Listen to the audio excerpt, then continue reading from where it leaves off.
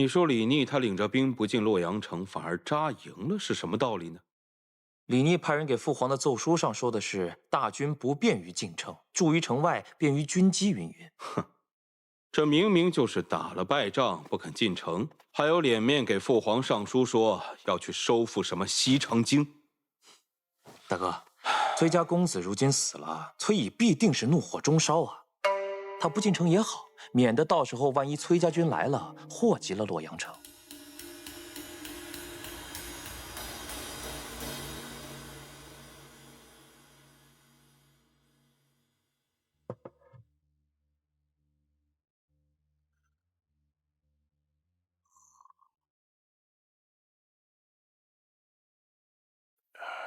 皇孙既然传信来给父亲，想必是有了破西长京的计策。李逆在信中说，希望我能够暗中联系朝中的旧臣，将孙敬征百越惨败一事散播出去，使市井乡间皆以为大败是真，最好能令粮价飞涨，这样最易动摇民心。父亲，您觉得皇孙是何计策？此人机巧善变，我也实在是看不出啊。不过，看他打算搅乱城中民心，一旦这城中乱起来，他便有机可乘。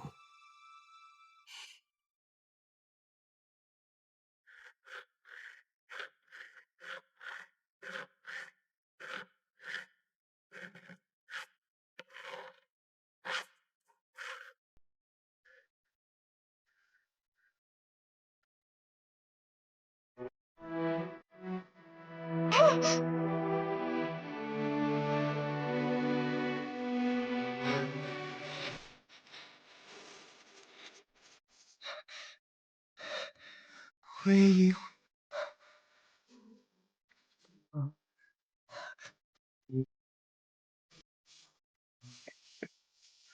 守定我隔壁岸的我，怎能总绕过？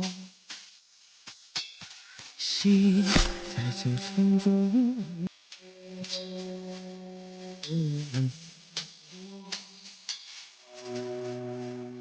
流年随了我。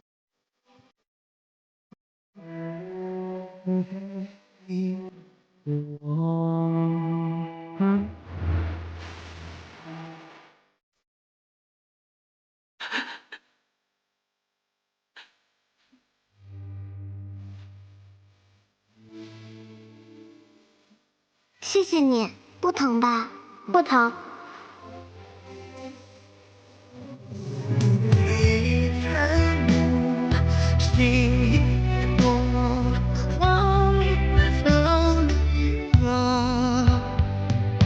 多久只留在你的一刻，身边停泊。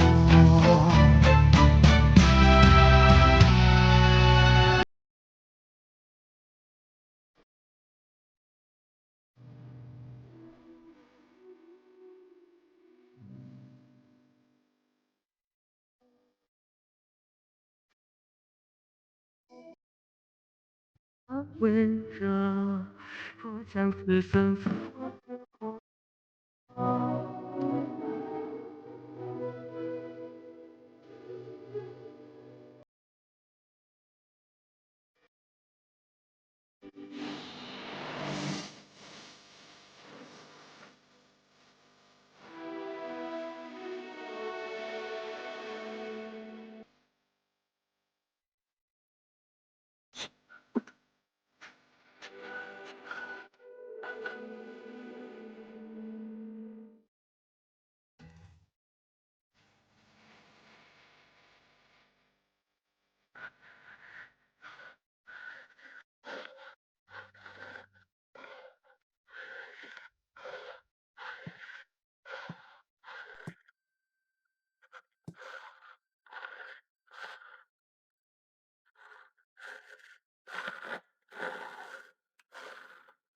你要想下棋，我给你找一套便是，何必这么辛苦，自己打磨的？公子喜欢下棋。我曾经答应过他，一定会送他一套我亲手打磨的棋子。阿莹，副帅终于答应咱们可以率军出瀛州了。时机总是稍纵即逝，咱们可不能错失良机啊！真的吗？阿莹，我知道，这是你心心念念的。自从那个孙敬谋逆，你就想要放手一搏，逐鹿天下，问鼎九州。公子是知道我所思所想的人。阿莹的所思所想，自然就是我的所思所想。只要你想去做的事情，我一定会尽我最大的能力帮你做到。谢谢公子。既然我把这事儿给办到了，那上次你答应我的，可不能忘哦。我当然记得了，公子说过想要一套棋子。公子放心，等行军得闲的时候，我一定要亲手打磨一套送给公子。那倒不用，只要是你亲自挑选出来的玉料，到时候我让玉工琢磨，是一样的。那不行，一定要我亲手打磨，这是我的心意嘛。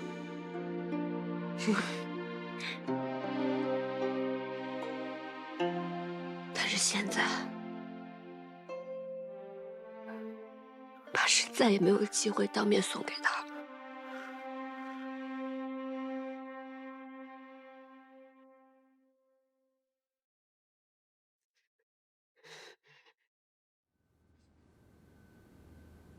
公子为了我，中枪坠河，尸骨无存。我现在只能为他立一个衣冠冢，为他打磨一套棋子作为陪葬。怎么？这你都不允许吗？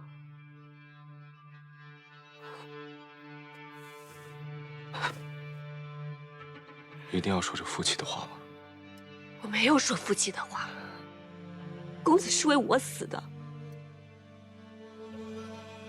我不应该为他伤心吗？我不应该为他难过吗？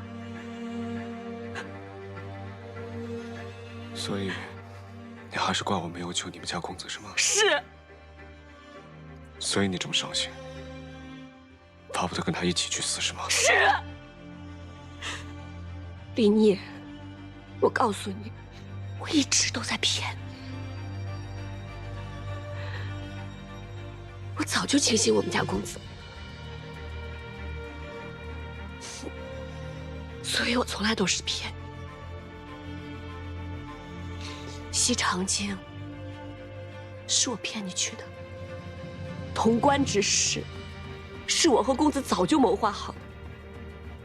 我就是想要骗你，想骗得你一败涂地。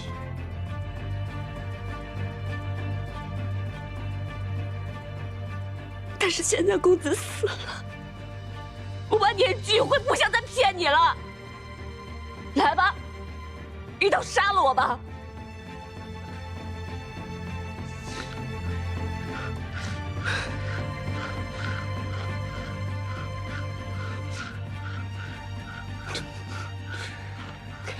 你真的是知道如何让我伤心啊，所以才跟我说这话。我知道我冤枉了你，伤了你的心，所以你要说这话伤我的心，是吗？我伤什么心啊？我为什么要伤心？我一直都在骗你，我何谈伤心啊？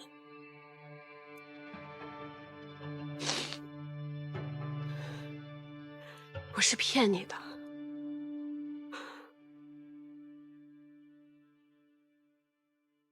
我从来就没有喜欢过你，都是假的。可我对你都是真的。我不管你是真喜欢你们家公子，还是假喜欢你们家公子，我对你就是真心的。从第一天见到你，你把我踹到井里了，那时我就在想，如此凶狠狡诈之人，下次我见到他，一定要把他踹到井里。可后来我没有见到了，我本来可以对你下狠手，我没有这么做，我犹豫了，我也不知道为什么。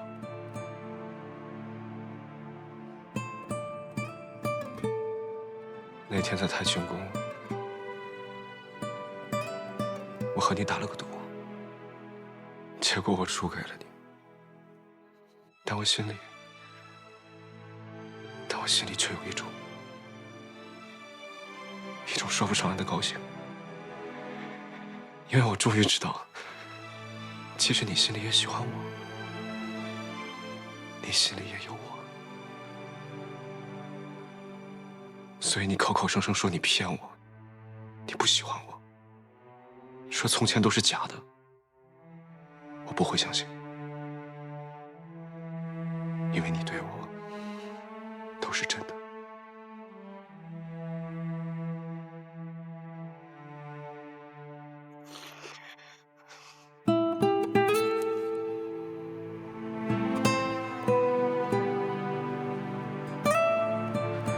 你哪怕再生我的气都好，不要拿自己的身子怄气。你身上有伤，好好吃药，也不要不吃饭。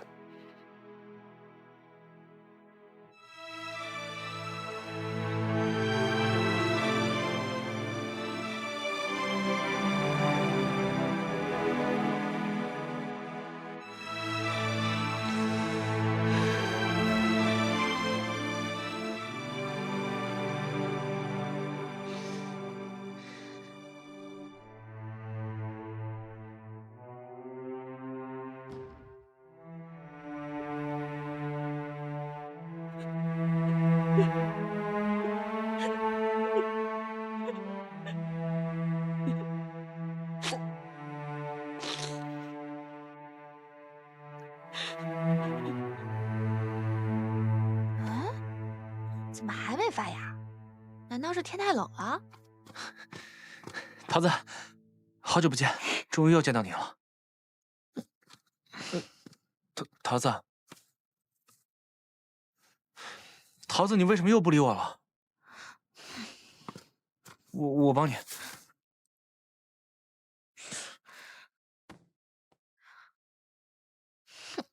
哎，桃子，桃子。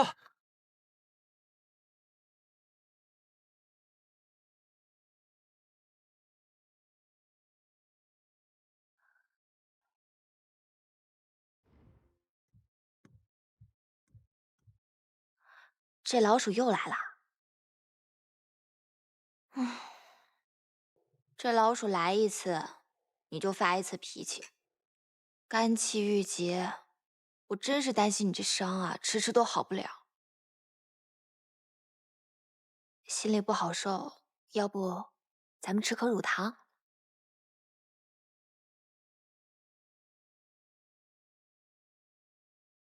这老鼠也真是的，明知道我们校尉看见它就想砸它，还敢拿糖来。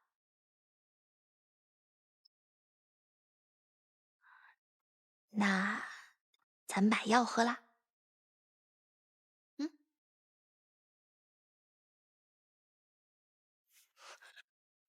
你手怎么了？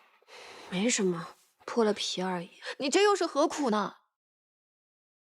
就算是公子九泉之下，看见你这样折磨自己，他也是会很心痛的。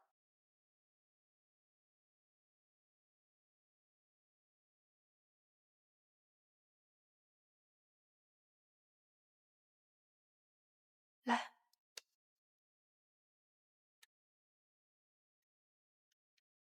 方才你跟李妮吵架了？是啊，我把他骂了一顿，说了好些狠话，但没想到他反倒……反倒什么？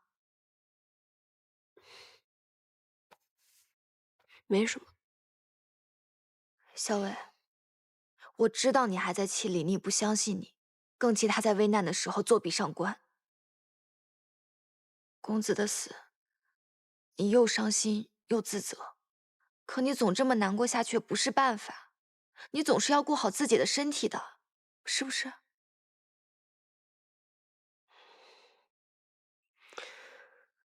知道了，你放心吧。咱们现在困在这儿，还不知道大将军该如何担心呢。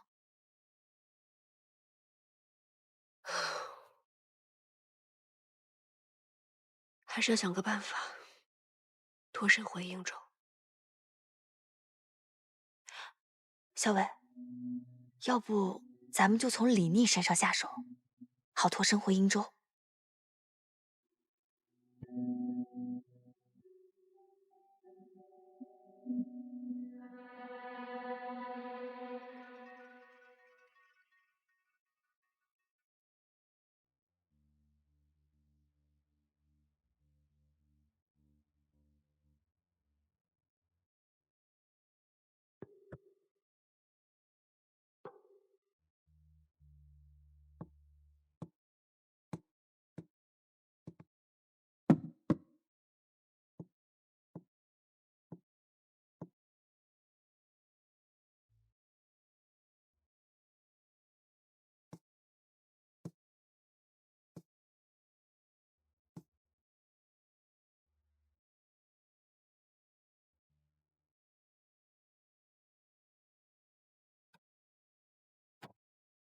小老鼠偷灯油，偷不着偷蜜糖。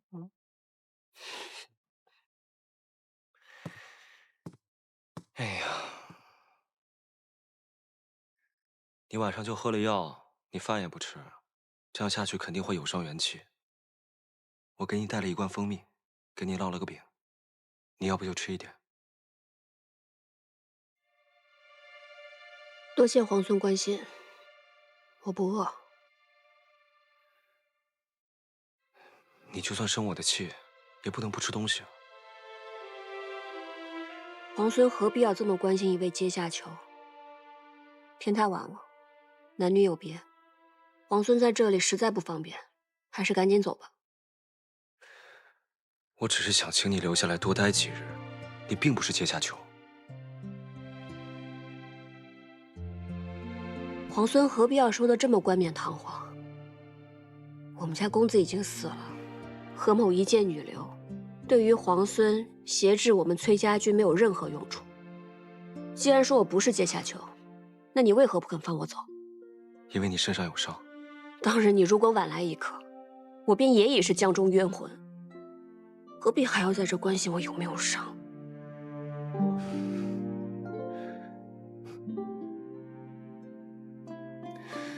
你就算不为我，也要为桃子想想。她成日急得要哭，担心你伤势恶化。你说你药也不吃，饭也不用，这样下去真的会伤了元气。你不要妄想用我身边的人来挟制我。我跟桃子情同姐妹，她如何我如何，我们两相自然之道，跟你没有任何关系。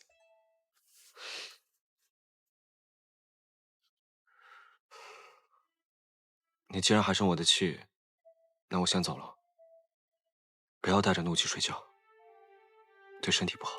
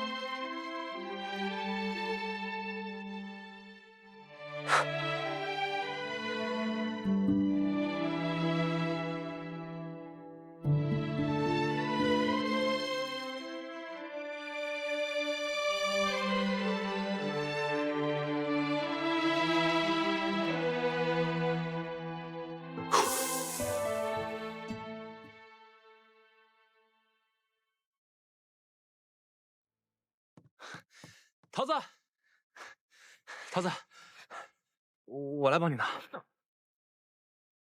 桃子，你还在生我的气吗？你可不可以别不理我了？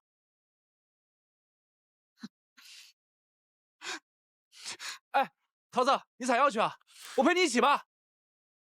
桃子，陛下下旨封我为秦王，令我为行军大总管，收复西长京。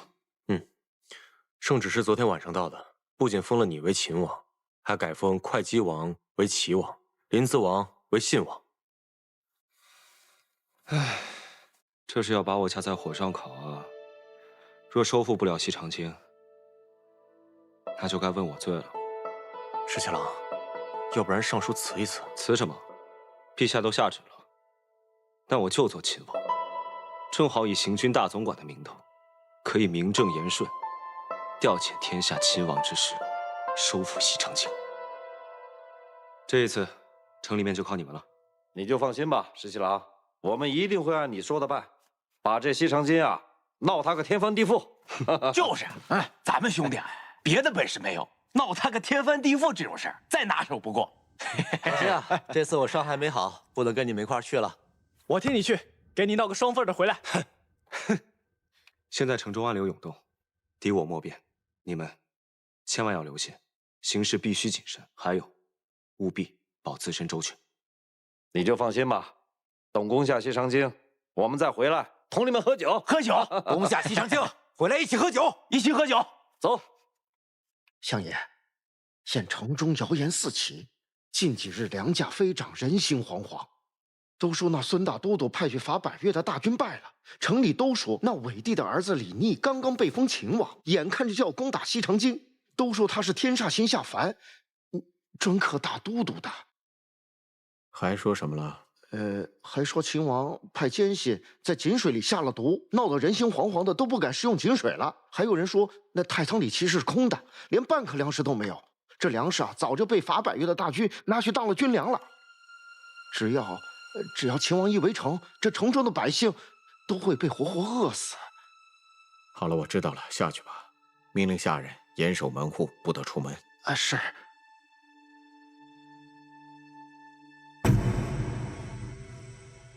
你可明白了？秦王这是想搅乱？正是，秦王正是想搅乱民心。现在就看宫中那一位会如何应对了。把那些妖言惑众的人都抓起来，杀了！大都督，只怕这造谣之人别有用心，所以才要杀。不仅要杀，我还要株连九族。我就是要看看，到底还有谁再敢胡乱造谣生事。是。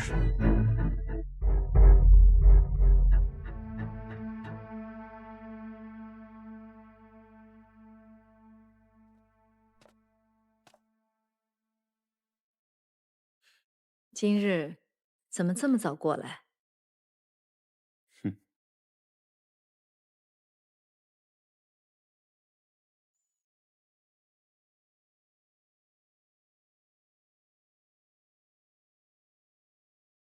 你从前不喜欢这些脂粉，今日怎么热衷起来了？也许是那一日，在镜中看见自己的白发吧。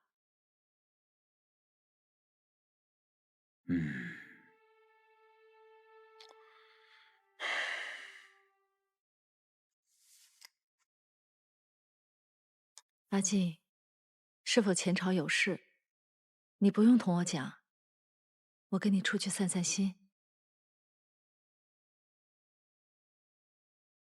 我自起兵，一直觉得天下九州腐蚀可得，没想到李逆率领镇西军竟然一路杀过来，剑指西长京。潼关是两京门户，只要潼关在手，李逆就算是有洛阳，也无用武之地。崔乙奸险，他若是和李逆联手，时局便会艰难起来了。不会的，崔乙别有私心，否则他不会派军出瀛州。李逆是伪帝之子，两个人各怀心思，断不会轻易联手。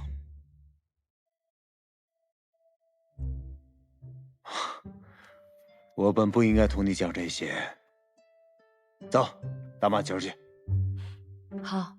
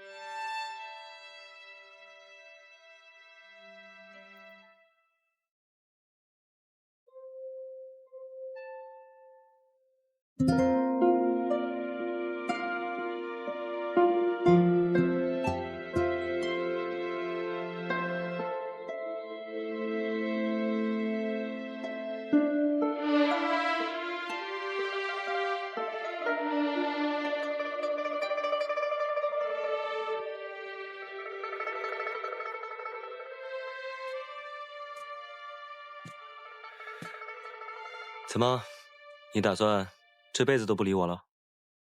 秦王殿下多虑了，如今殿下刚刚封了秦王，想给殿下献殷勤的人多了去了。殿下又何必这么在意我？从前叫我皇孙，如今叫我殿下，你就不愿意再叫我十七郎了吗？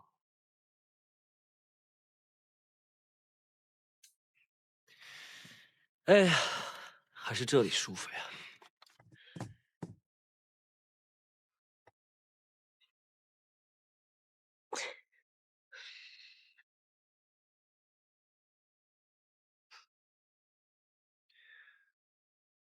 我年幼的时候呢，我奶娘哄我说，我要是有什么心愿的话，就折一个竹蜻蜓。等它落地的时候，那我的愿望就实现了。我那个时候呢，特别想见到我阿娘，别人都有阿娘，就我没有。于是我便折了好多只竹蜻蜓，翻到墙上，一只一只的往下放，直到全部放完的时候，我才发现，原来奶娘是哄我的。这一个心愿，无论折多少竹蜻蜓，都无法实现。人们常说，傻事做了一次之后，就不会再做第二次了。可我还是做了很多竹蜻蜓，因为是你，为了你，再傻的事情，我都愿意做。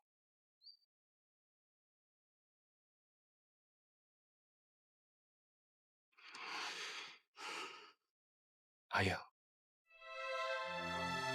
原谅我好不好？我保证，从今往后，我不会再随意误解你了。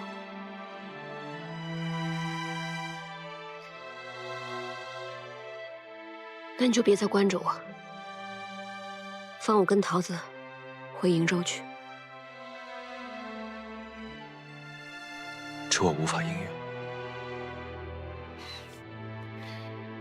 那我跟殿下没什么好说的了。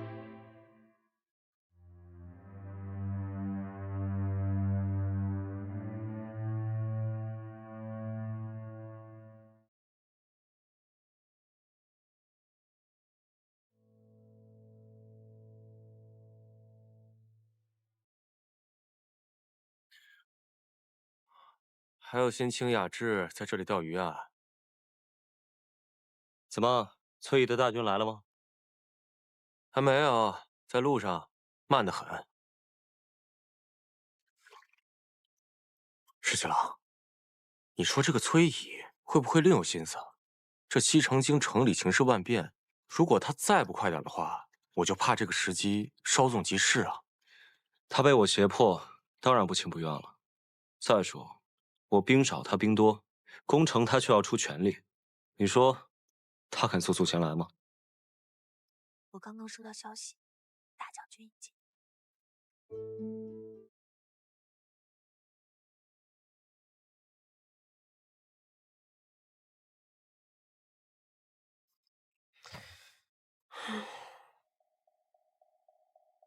这倒是个难得的机会，说不定可以脱身。校尉，我就知道你一定能想到好办法。只是此事要从长计议。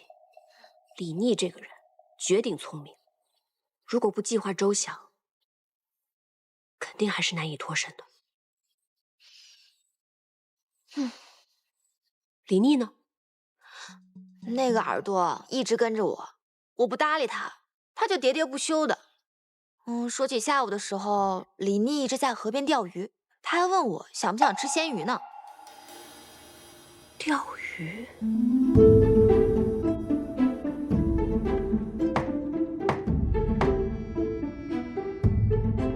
谁啊？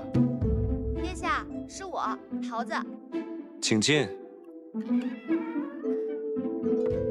殿下，小裴将军。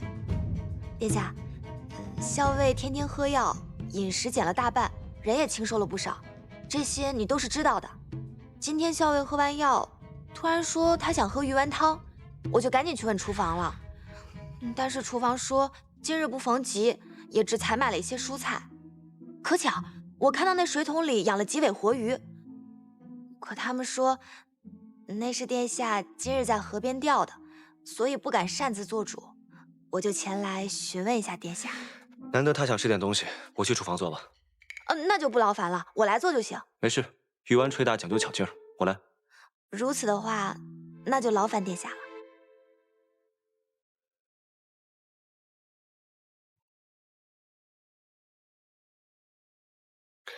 桃子，你回来了。是啊，是我来了。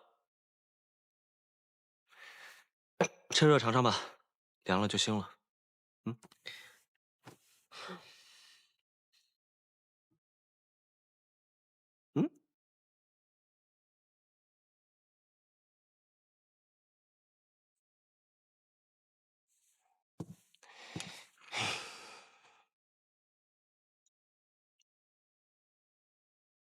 好吃吗？倒是挺新鲜。你啊，就应该好好调养一下。就算再生我的气，也不能不爱惜自己。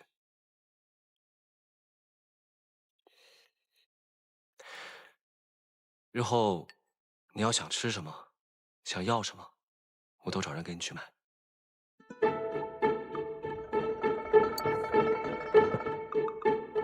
你就真的不怕我趁机传递消息，然后一走了之吗？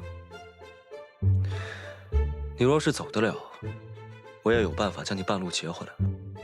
你不信的话，尽管一试吧。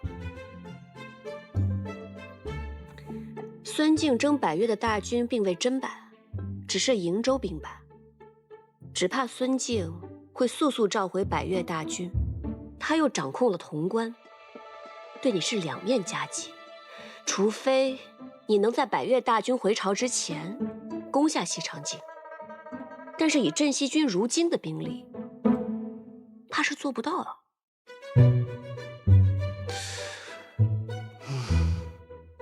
说的真好，不过我还是不会放你走的。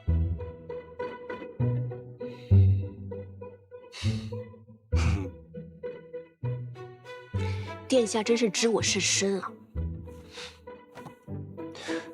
你也知我甚深啊，彼此彼此。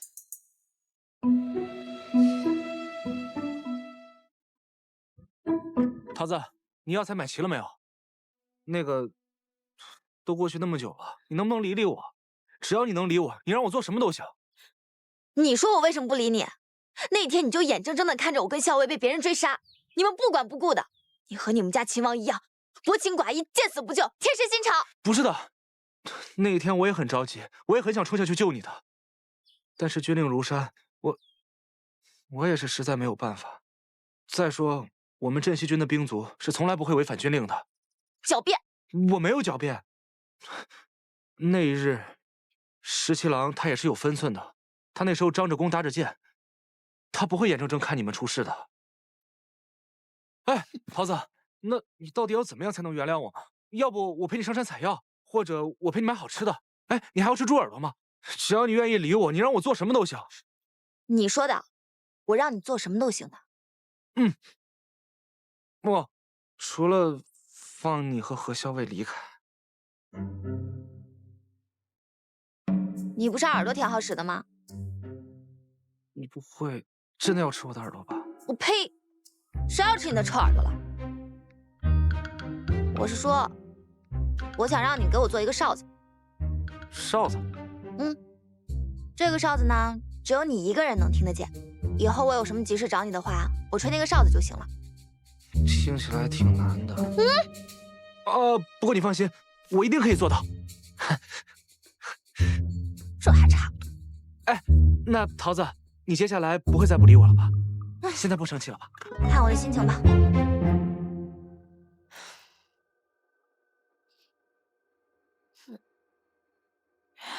唉，十七郎刚刚去见了何校尉，结果又吃了闭门羹。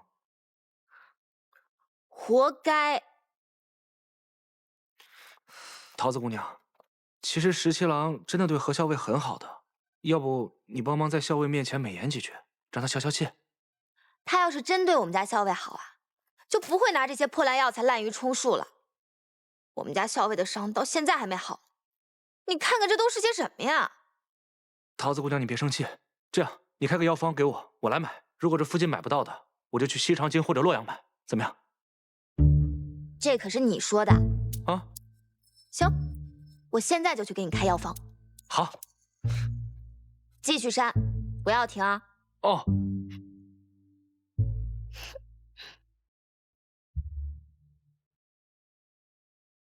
哎，干什么去？哦，何校尉的伤不是迟迟不见好吗？这里药材有限，所以桃子姑娘给了我个药方，让我去把药买齐。哦，对，桃子还说了，只要把这药买齐，她就会在何校尉面前替你美言几句，让他消气。龙骨、冠叶连桥、马蹄街、海浮时春不见、伊贝母，这么多药材，还特地指定了药铺，药铺之间相距又这么远。桃子说了，哪一家药铺药材最好，他最清楚。如果我到时候随便糊弄过去，他一闻就知道，到时候肯定饶不了我。嗯，辛苦了。那我去了。嗯，哎，桃子又没让你一家一家去买，你派人分头去买，岂不更快？桃子姑娘拜托我的事情，我怎么可以让别人去做呢？再说了，不就多跑几个地方吗？我脚程快，不会耽误的。那我走了。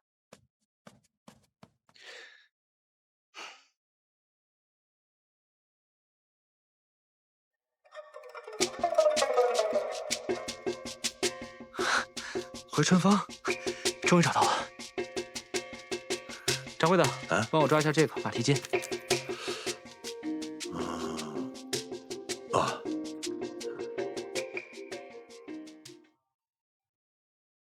您的药。哎，谢谢。这是银钱，不用找了。哎，你慢走啊。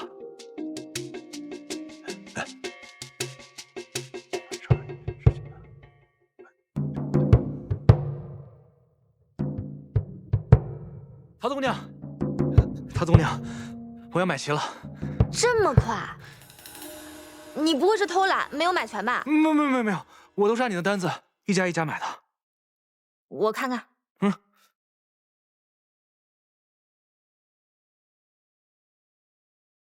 怎么样？嗯。那桃子姑娘，你可不可以在何校尉面前帮十七郎美言几句？行吧，看在这些药材的份上。哎，我再检查一下。哦，检查。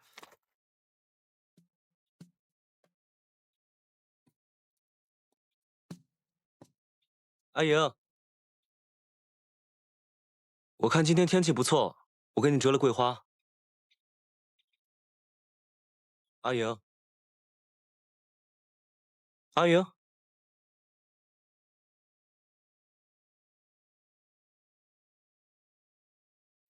那我把花放门口了。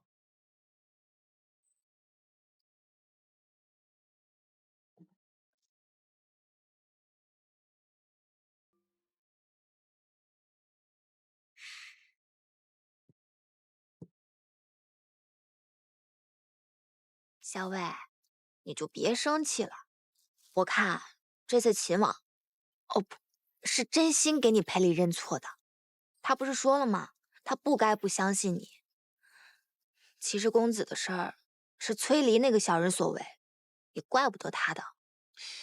奇怪了，你今天怎么在帮他说话呀？哎呀，小魏，我是为你着想，好不好？我看这秦王啊，对你真是挺用心的，他还派人四处采买药材呢。哪怕天天看你的脸色，也想在这太清宫一直陪着你。其实啊，我也知道他是真心赔礼。嗯，我也不应该再生气了。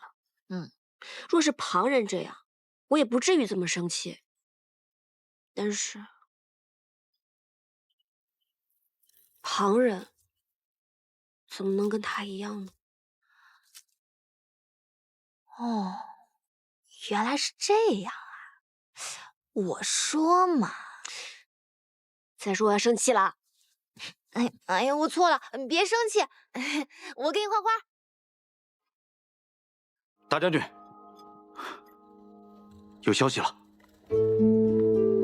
石七郎，石七郎，石七郎，石七郎，有个好消息。怎么？桃子说他费了万千好话，终于说动了何小伟，让他答应跟你好好见一面。所以今天晚上他们在莲池设宴，到时候桃子会见机行事，留你们两个单独说话。哦对，桃子还说，姑娘家嘛，总归是心软的，你到时候要以诚心相待，多赔不是，这样定能够让何小伟消气。替我多谢桃子姑娘。好。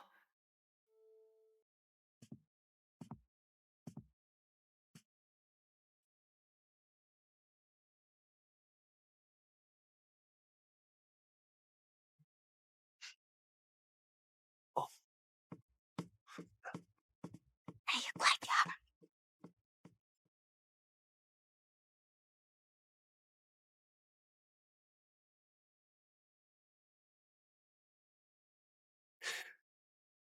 身上有伤，别喝酒了。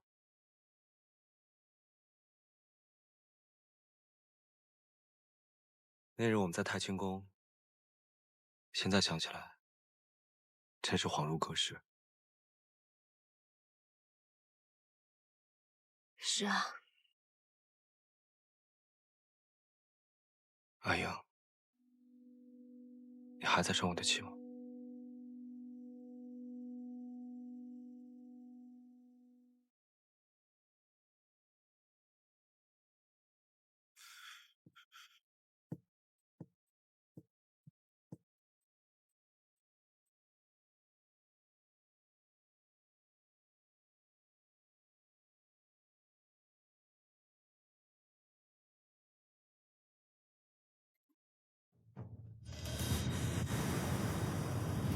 哎，你干嘛？他们打起来了。打情骂俏，先打起来，自然就和好了嘛。再说了，就算打起来，你们家那个十七郎他能吃亏吗？别打扰他们了，咱们走吧。去哪儿？哦，我有点饿了，要不咱们去吃唐敏家的点心吧？我一直听说他们家的点心在东都特别有名，一定很好吃，我想去尝尝。走，我带你去。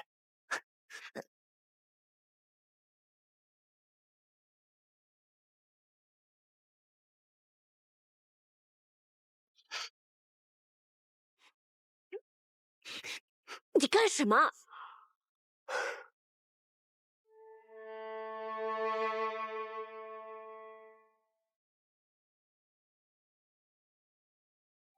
你手上的伤好些了吗？棋子磨好了，手上的伤自然也就好了。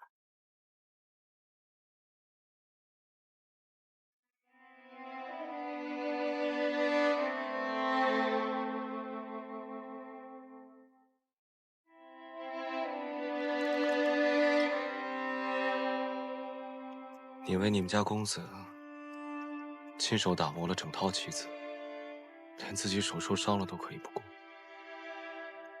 但你却没有亲手为我做过些什么。谁说我没有为你做过什么？你为我做过什么？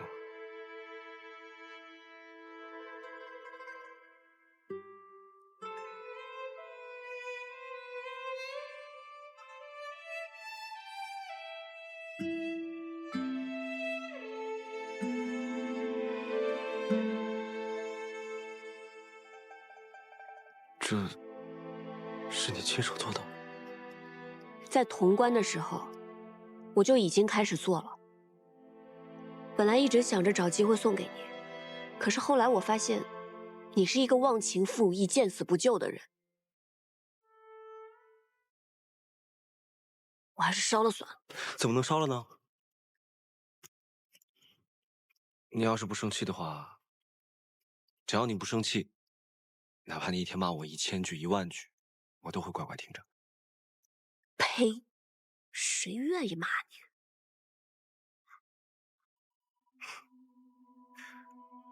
我打给你看好不好？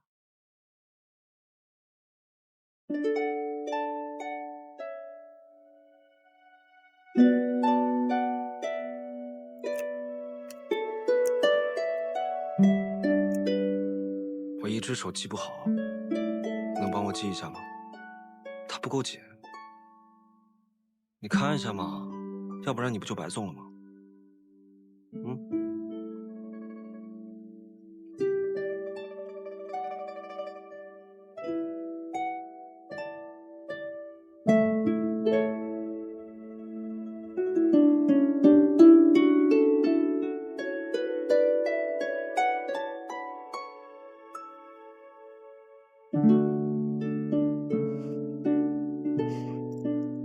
我看看。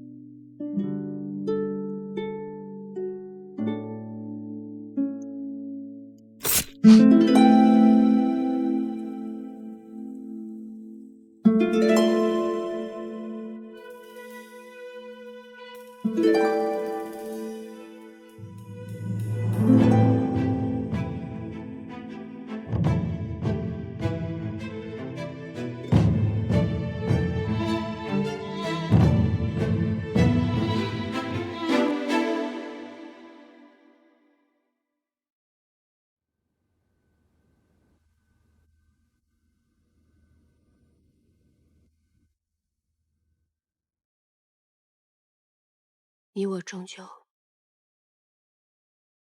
是敌非友，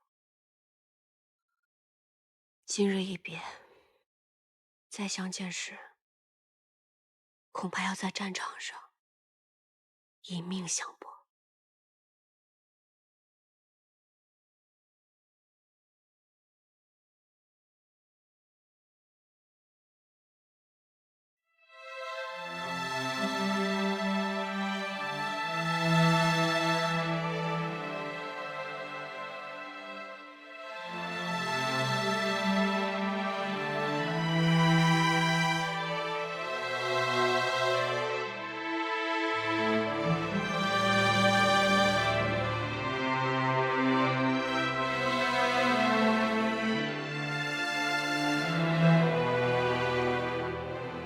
失去了，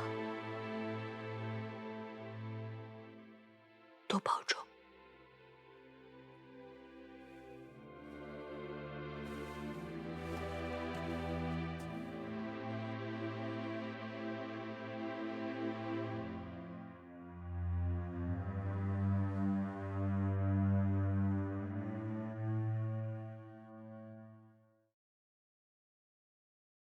耳朵呢？他晕过去了，我多刺了2针，保管他3天都醒不过来。真狠！校尉教得好。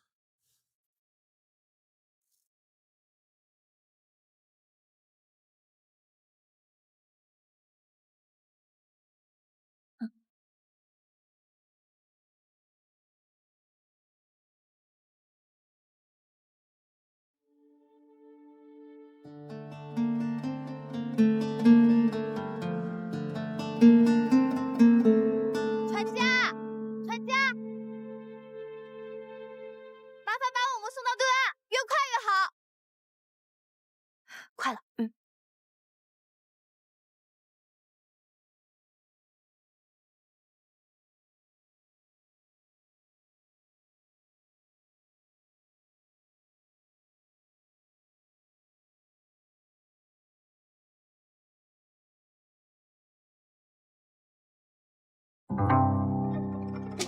秦王，哎呀，你叫我呀？哎，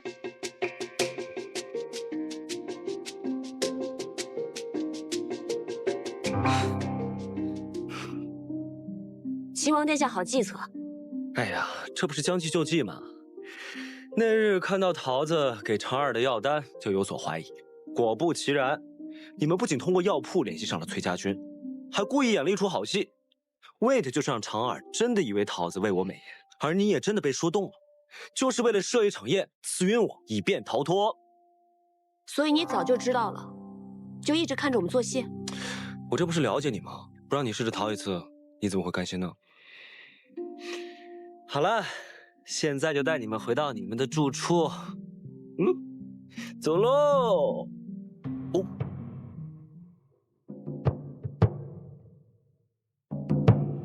大都督，前往崔家军中的使节，被崔乙抽了一顿鞭子，逐了回来。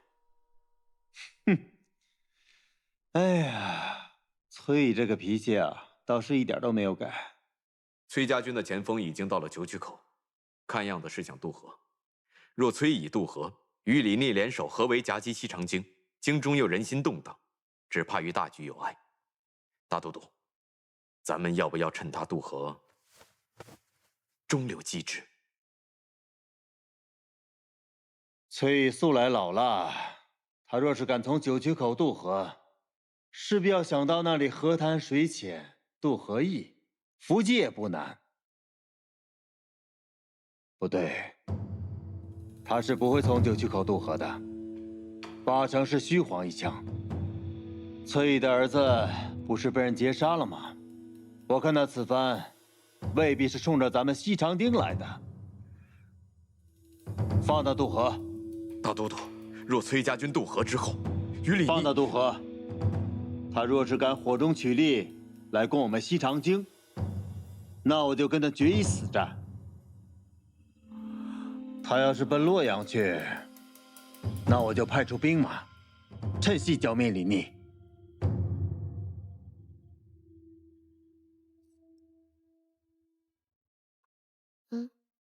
小心他。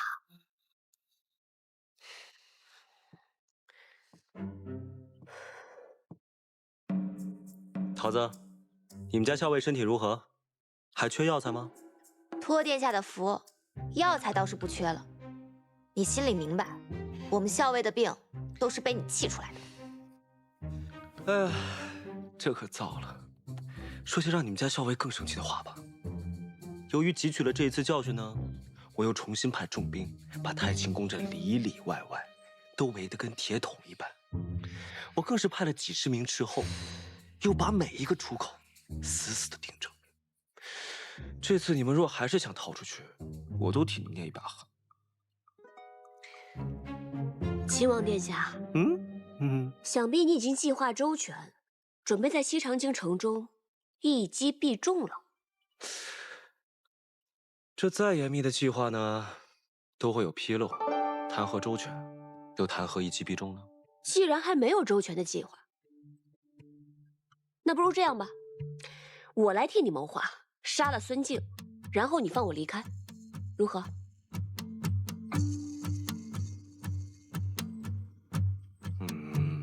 这不划算，我不答应。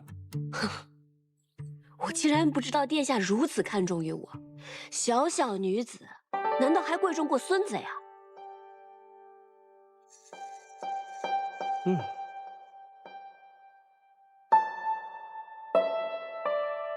崔乙独女，自然贵重过孙贼。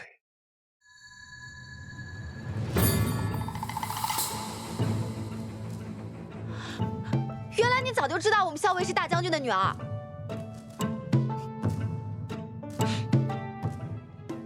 原来你早就知道，怪不得你一直不肯放我走呢。桃子姑娘，你先出去一下，我有几句话想对你们家何校尉说。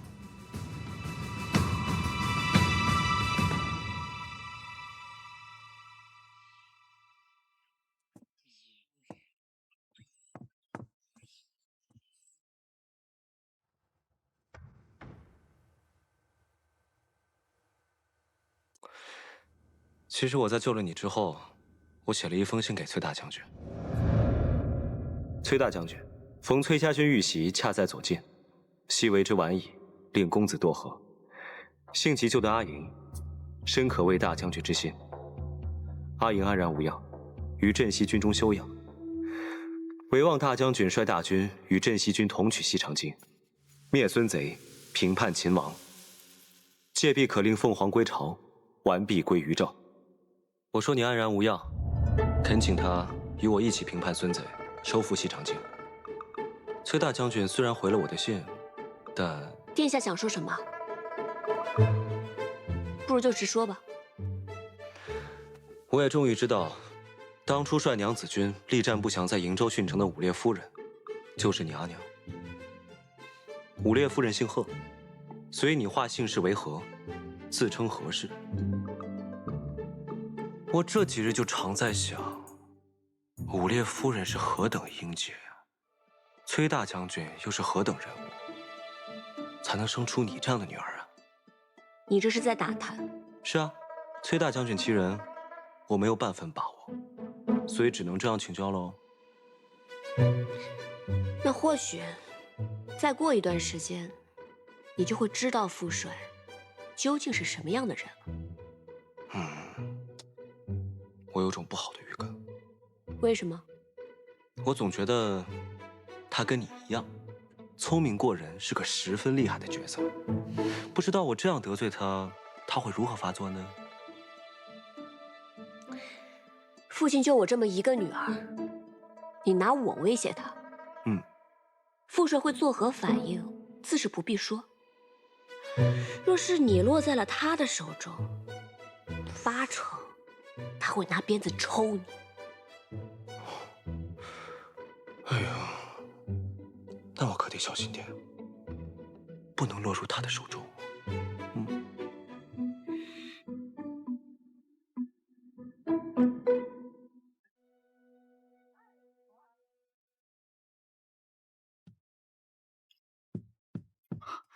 大将军，前锋诸部已尽数渡河。中军罢营吧。罪魁祸首竟然藏匿在洛阳城中，敢杀我儿子，我崔家军当然要还以颜色。什么？崔乙没有儿子，只有一个女儿？何校尉就是崔林，死了的那个崔林就是个幌子。不可能，绝对不可能！石七郎，你是为了娶那个何氏，所以编了一通瞎话来骗我的，是不是？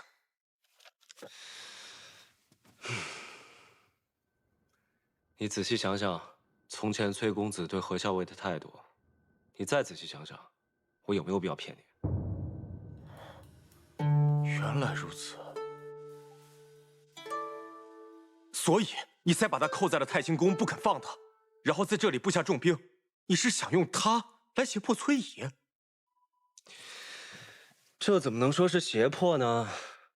自然是请平凉大将军崔乙，看在我们镇西军元首相救他爱女的份上，与我等一起秦王平叛，收复西长京。喝药啦！来来，今天秦王送的花还挺好看的。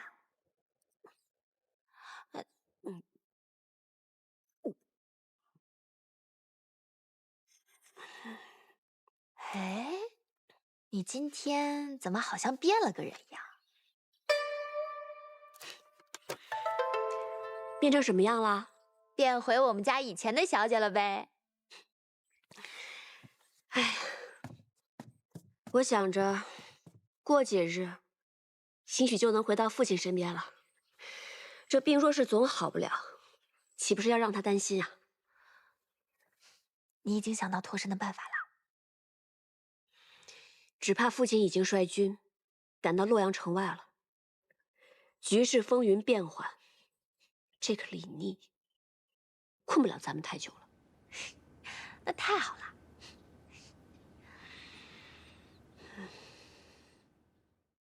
我只是在想，要是公子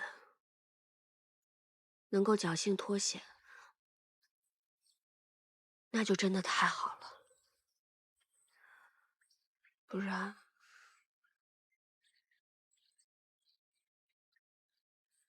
这会是我终身的遗憾。好啦，如果公子知道的话，他也希望你能够不要多想，保重好自己。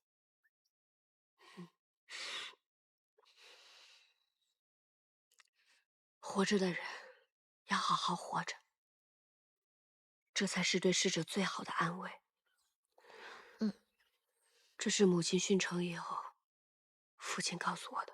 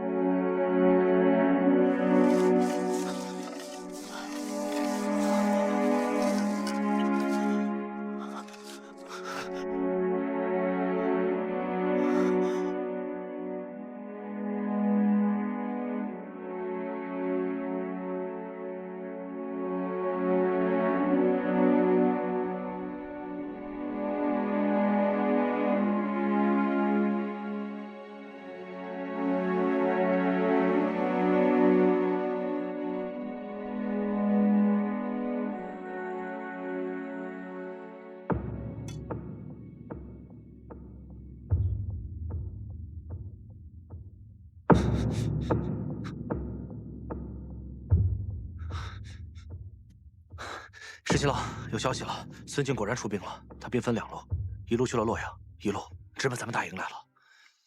果然被你料到了，孙敬这个老贼，真的趁崔乙攻打洛阳城之机，派兵攻打我们镇西军，而且还派了一支军队去了洛阳城，看来是想白捡这个便宜啊。那我们就先在这里杀他们个猝不及防。天气都凉了，哪来这么多花呀？秦王不是命人每天送来一束花吗？我就把这花瓣、花蕊啊都给摘下来，能入药的入药，不能入药的就入浴，绝不浪费。我们家桃子还真是不嫌麻烦呢。每天待在这儿，闷都闷死了，总得找些事情做吧。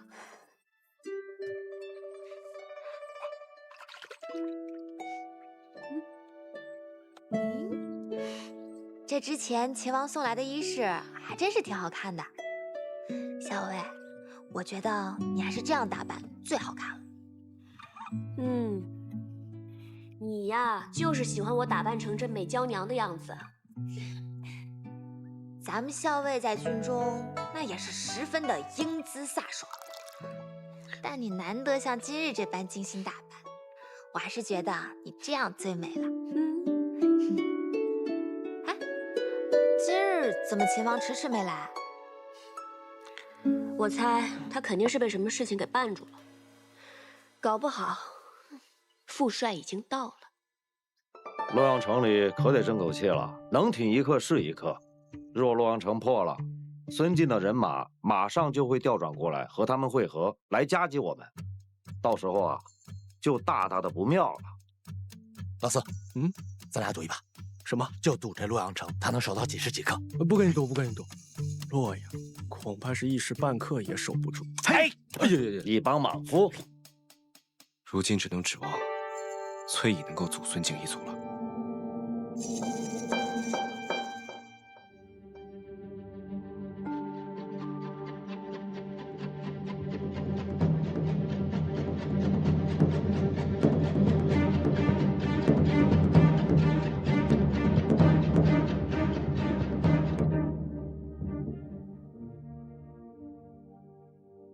真的，大将军真的来了。我虽然是猜测，但是8、9不离十。这些年，崔家军都以公子的名号在外征战，副帅一直久居营州，但一招出手便大破孙敬之军。李逆这个人心思缜密，他摸不清副帅的行事做派，便不会轻举妄动。那秦王到底想干什么啊？难道他想跟大将军开战？上兵伐谋，其次伐兵。李逆的上上之策肯定是想拉拢副帅，合纵连横，收复西长京，力保李氏江山不失。啊，这个李逆想的还挺美的。小姐，你可什么都别跟他说。这次大将军来了，可得好好揍他一顿，给咱们出口气。放心吧，我肯定不跟他说。再说了，副帅是何等人物，又何须我说呢？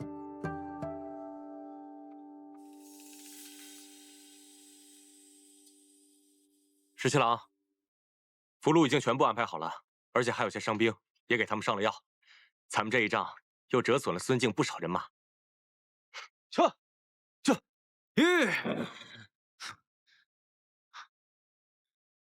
十七郎，崔毅于申时从丰台门攻入洛阳，新王和齐王还有陛下皆无消息。哦对，崔毅还派人送了封信过来。今奉陛下及信王、齐王于洛阳，以咸邑之城，望殿下即刻送还我崔家军人，否则必提兵相见。果然是有其女必有其父，真的是半点亏都不肯吃。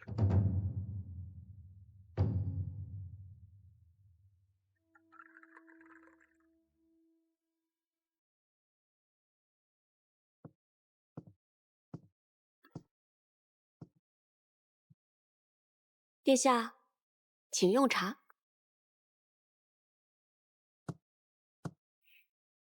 来，谢谢。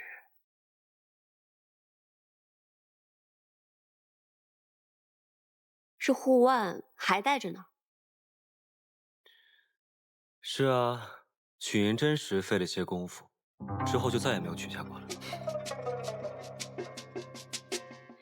连护腕都只有这一个，殿下何至于如此窘迫？若有人愿意再送我一只，我自然乐意收下。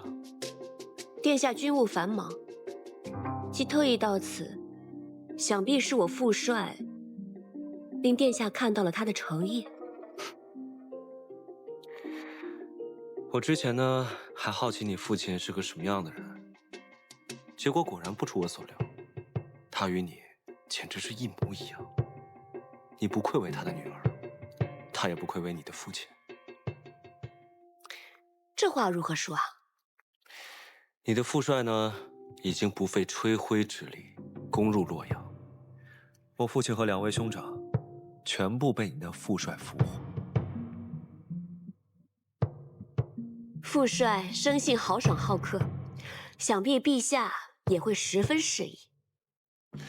你说，你长得这么好看，是像你父亲多一点，还是像你母亲多一点？别以为你跟我说这些甜言蜜语，我就会忘了你把我关押在此处之仇。你父亲这般好客，我哪敢再留念？只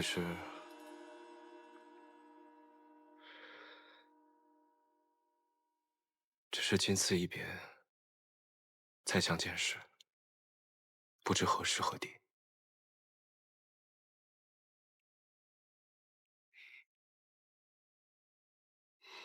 你打算什么时候放我走啊？崔大将军写了信，说希望明日就能见到你，我哪敢不从啊？明天啊？明天。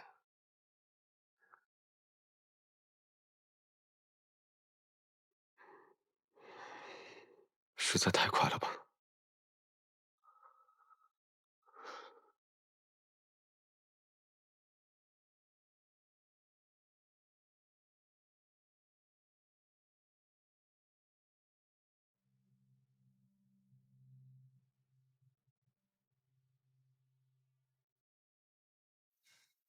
那，你试试。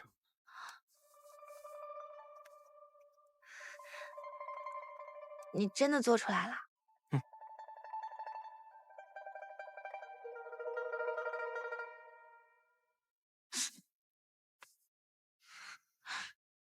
你能听到？啊，以后只要你吹响它，我就会立刻到你身边。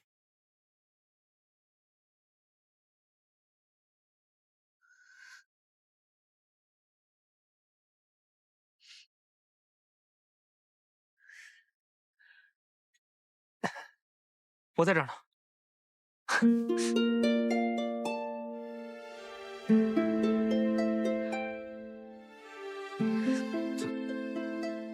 怎么了？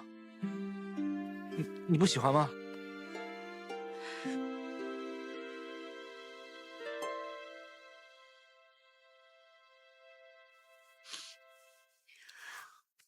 我很喜欢，我就是想吃猪耳朵。我跟你去买。哦，你别难过，我很快回来。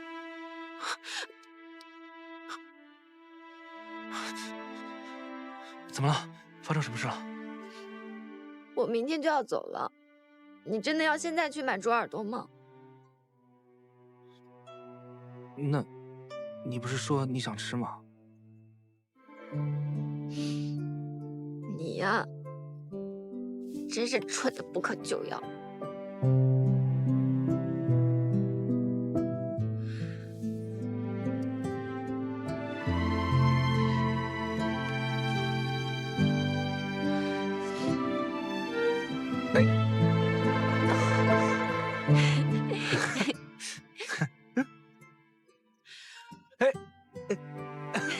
在这儿呢。嘿，嘿，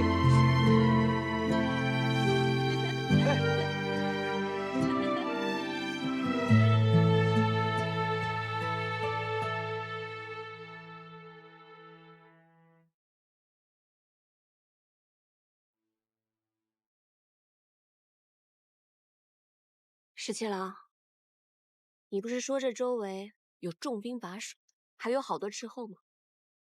是啊。那如果我们从这儿悄悄溜出去，会有人发现吗？试试。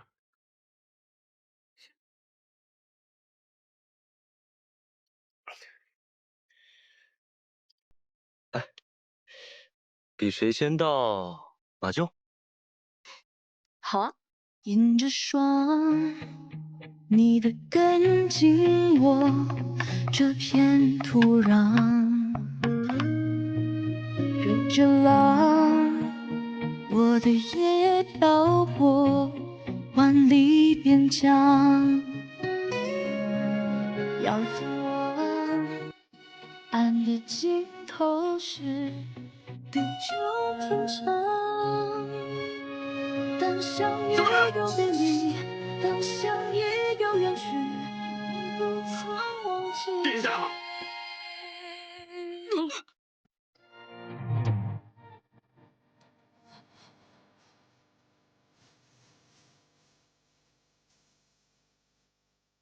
你输了。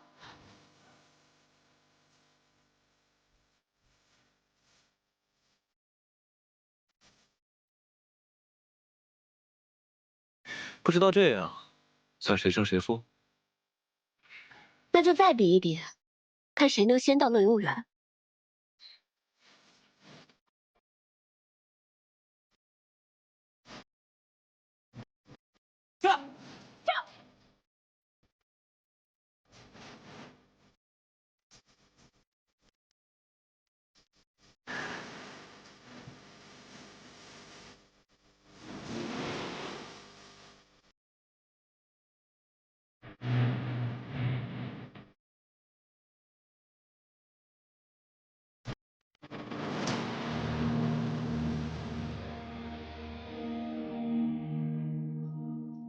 乐游原上遥望京都，果真很美啊。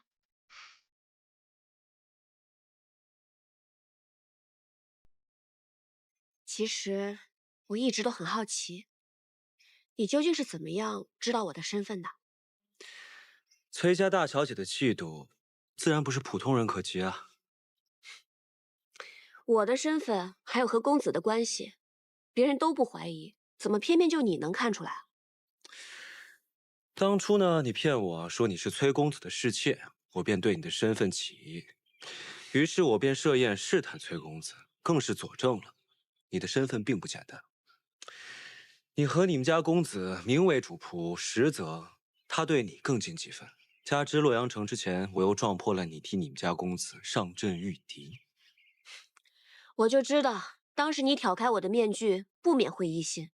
可是当时我只是带公子上阵，你又如何能确定我就是父帅的女儿？当日你在潼关不顾自身安危，也要救崔大将军，在旁人看起来可能全无破绽，但经过我细细琢磨之后，我总觉得不对，终于就被我猜到了。原来你早就知晓了。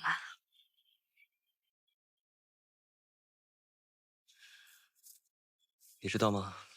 我常常在想，如果你不是崔家女儿，我也不是李氏子弟，我们之间会不会就不会有这么多隔阂和波折？十七郎，身份天注定，你我都无可奈何。是啊，当初战乱突起，我以为这乱世是无人能救了，不忍看天下黎民百姓遭受战乱之苦，所以便请求父帅，让我跟公子率我们崔家军南下。当时不过是为了能够早日让天下平定，但是没想到李家却出了你这样一个人。出狱之时，有没有令你颇为头疼？彼此彼此。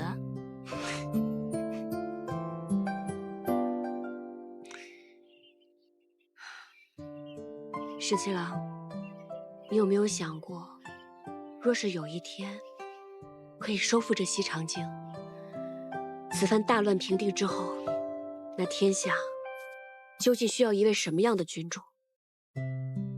你的父皇年事已高，信王、齐王皆非良主。还有太孙，我想将太孙寻回来，劝说父皇立他为储君。他天资聪颖，辅以良师，未来一定会是一位好君主。那如果太孙寻不回来，又或者你的父皇根本就不愿意立太孙为储君呢？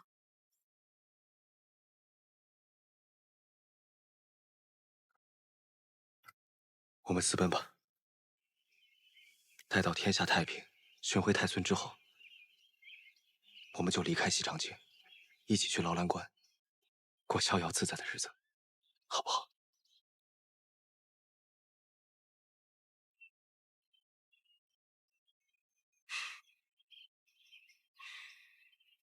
虽然知道不是真的，但是听你这么说，我还是很高兴。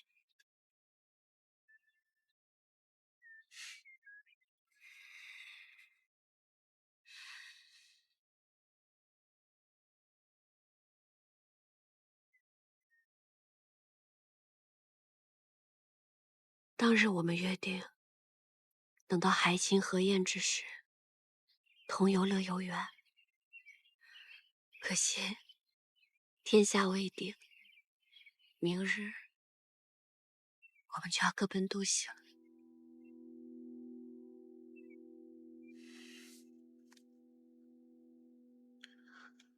会有那天的。到时候，我们就先游乐游园，再去劳兰关。我们一起骑马驰骋，去看看这山河，好吗？好。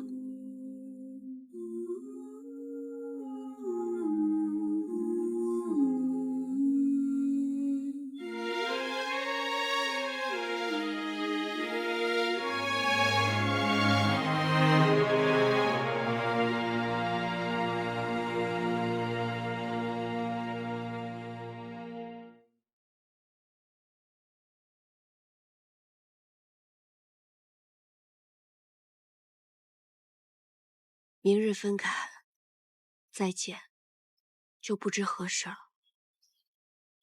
当日，夺你所爱。今天完璧归赵了。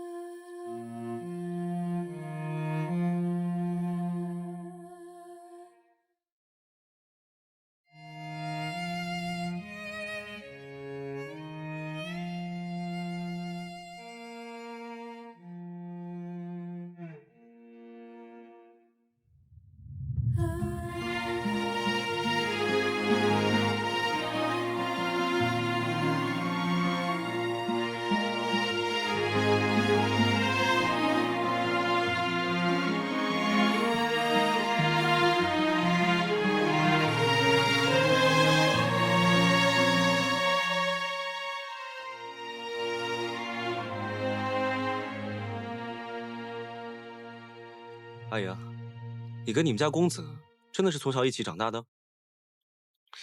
我看你是对这件事情尤为在意。那当然了，我第一次见到你们，你们就那么亲密，我心里就不舒服。那你为什么还要问？公子他八成已经不在人世了。我就是想听你对我说清楚，我心中便不再有猜忌。以后呢，保证也不问了。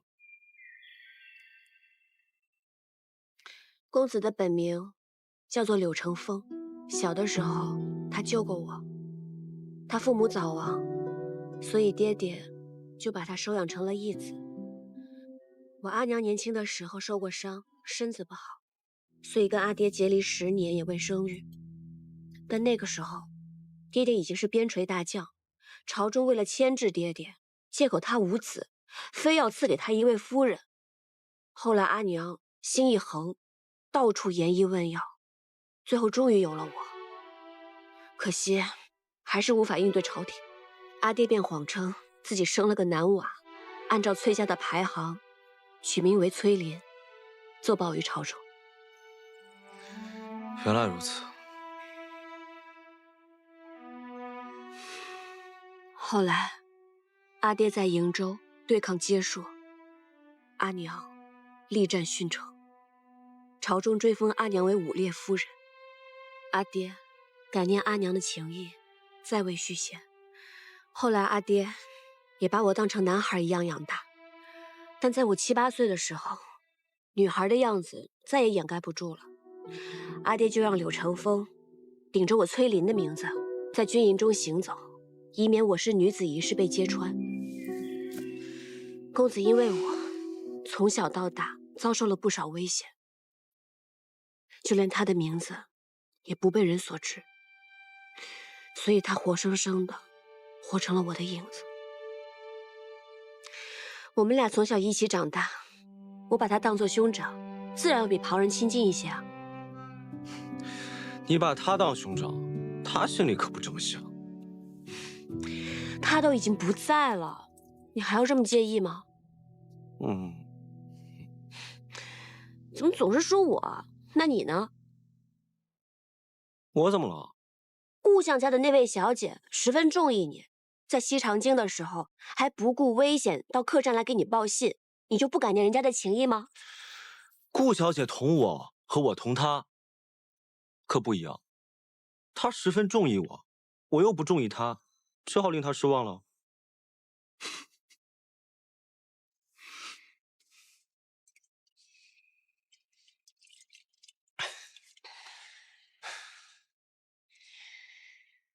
对酒当歌，人生几何？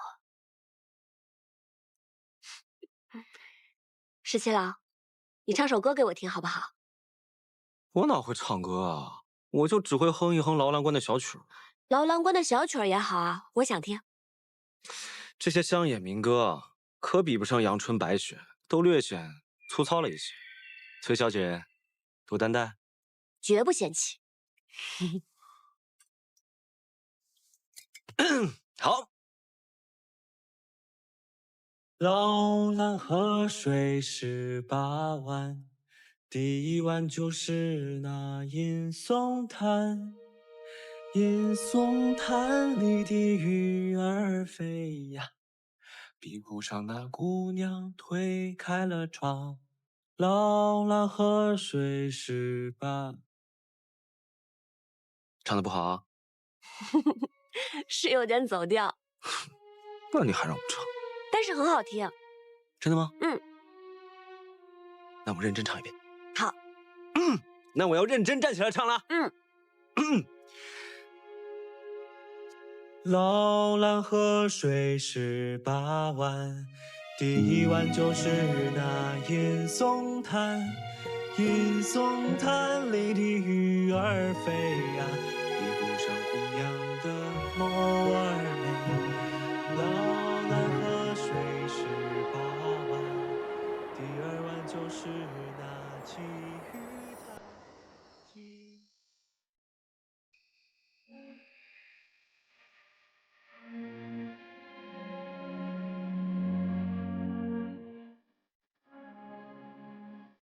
可以啊。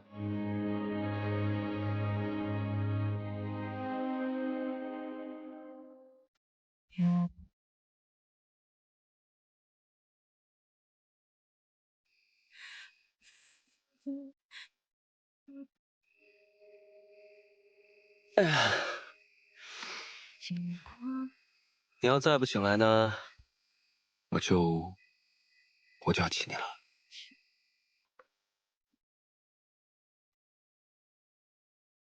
我真亲你了啊！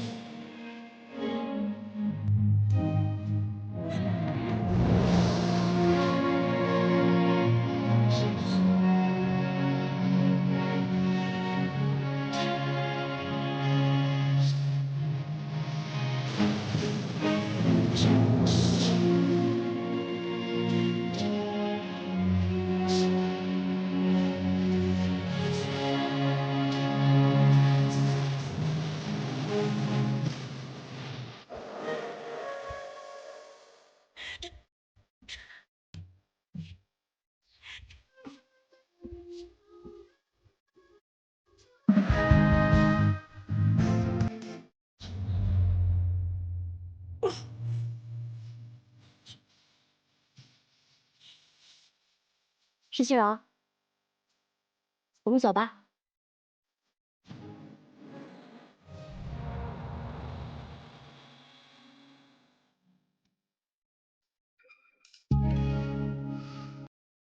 何校尉，请。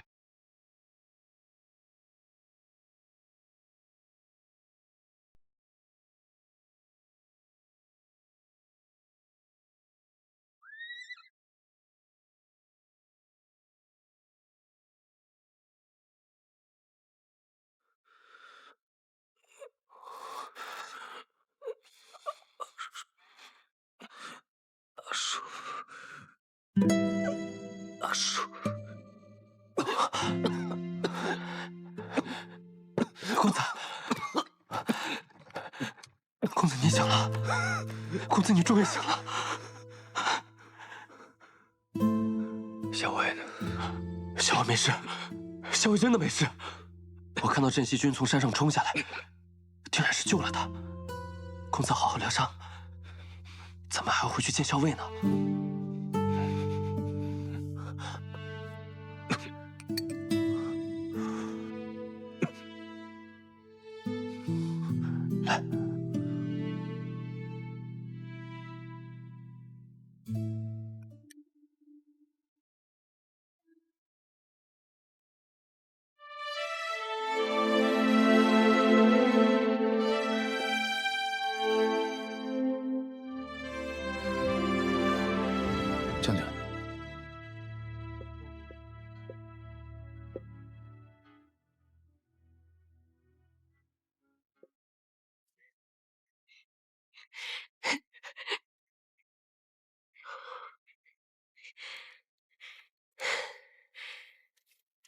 大将军，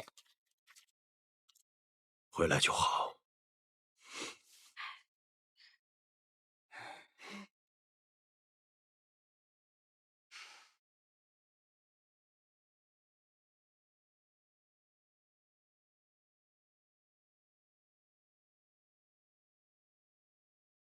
秦王，信王、齐王，我已经派人送回你营中了。至于你父亲，你既然来了，待会儿就亲自接走吧。崔大将军心怀大义，李逆感激不尽。今日秦王既然来到我营中，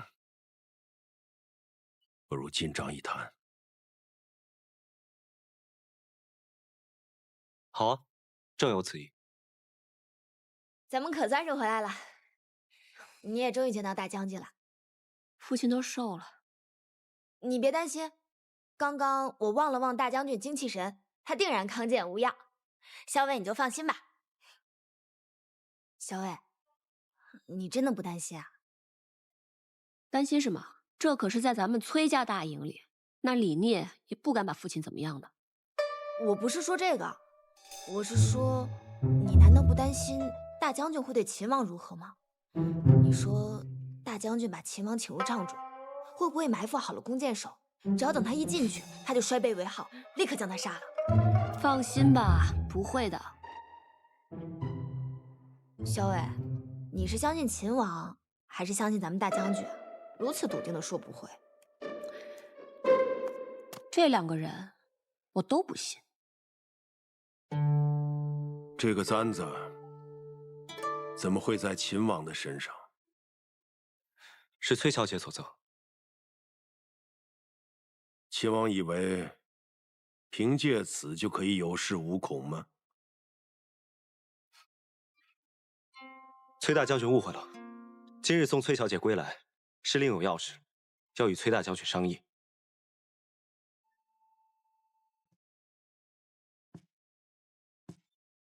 秦王恐怕是想借我崔家军之力，收复西长京吧。之前秦王曾写信胁迫于我，今日还亲自送小女回来，想必秦王是觉得老夫不敢取秦王的项上人头。但是两个我都信。你这又是打什么哑谜？我听不懂。你这是着什么急啊？哦，我差点给忘了，是不是那个谢长儿也来了？所以你担心大将军把秦王杀了，连带秦王带的人也一块给杀了。校尉，我跟你说认真的，你就会打趣我。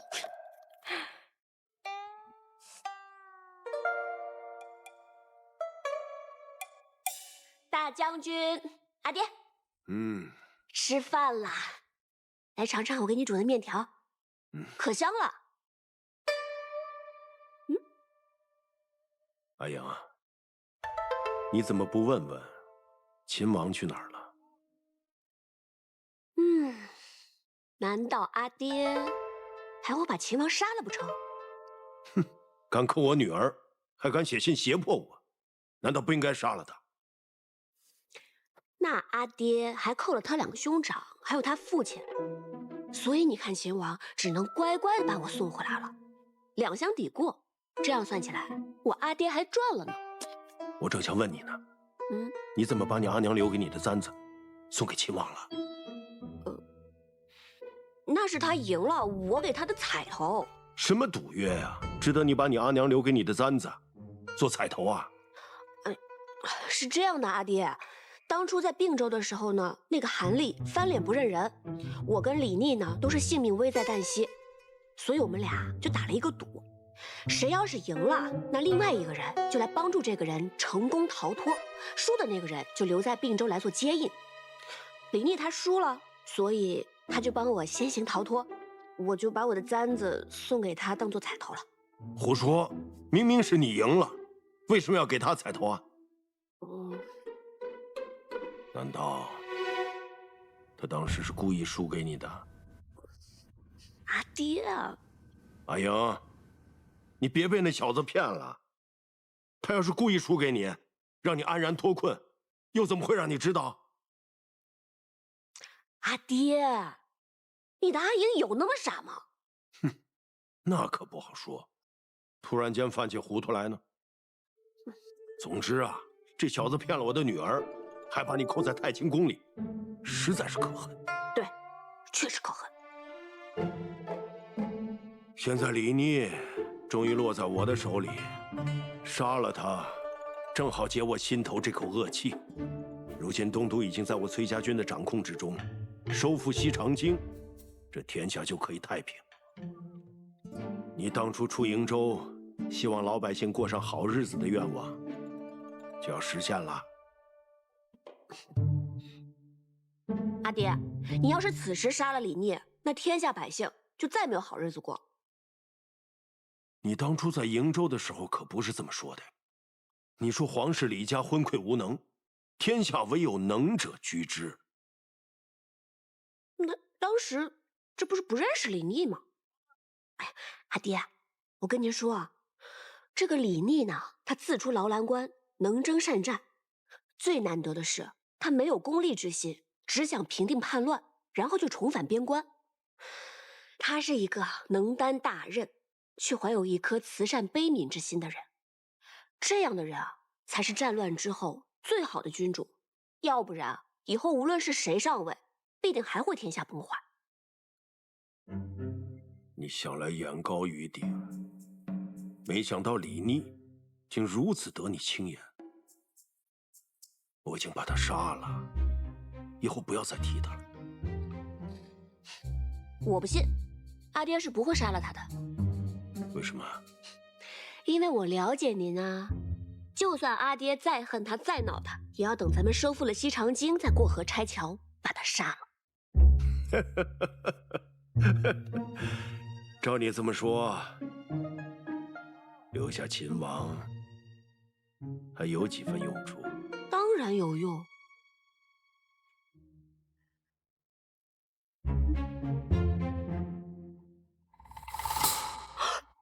别！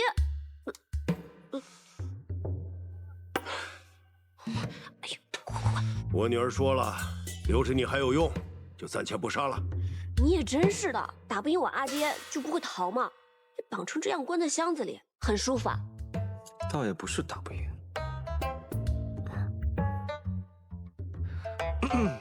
我就是打不赢，但也不能逃啊。我这不还指望崔大将军能够助我镇西军收复西长京吗？原来阿爹是答应秦王要一起出兵收复西长京了，多谢阿爹。这回你可放心了，也不催着阿爹用饭了，也不管那面是不是坨了。马上酬信，再煮一碗。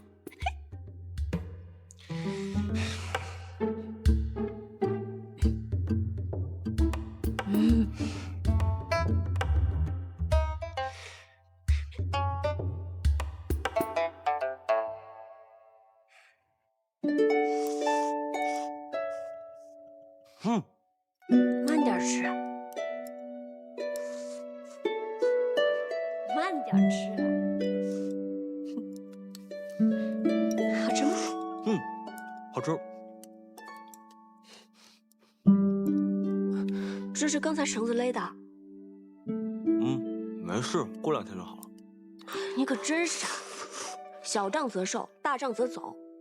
这么大一个人被捆得结结实实，窝在箱子里多久了？不怕伤到筋骨吗？也没多久，就是呢，在你进来之前，大将军跟我说，要一起出兵收复西长京，可以，但他得先把我绑起来，关进箱子里，看看你的意思。如果你想杀我，那就不用等出兵了，他就立刻一刀砍了我脑袋。但如果你想留我一条性命的话呢，他就答应我，一起出兵收复西长京。你就那么有把握？我不想砍你的脑袋啊！也许我是故意把你骗到崔家军大营里来，好报仇雪恨呢。毕竟你把我在太清宫关了那么久。你生气了？当然生气了，你真记仇啊？当然记仇。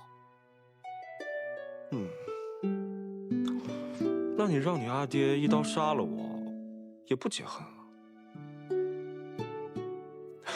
哎，我有一个办法。什么办法？你看，一辈子这么长，要不从今往后，你就天天折磨我，使唤我，开心了不开心了都拿我解闷。我觉得这样才更解恨，你觉得呢？你想得美。我当然想得美。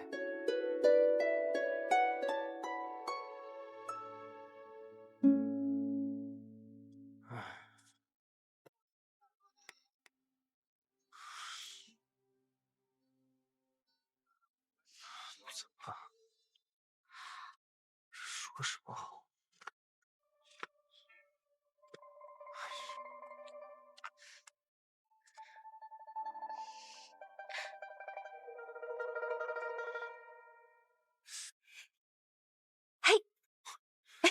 哎，桃子，吃吧。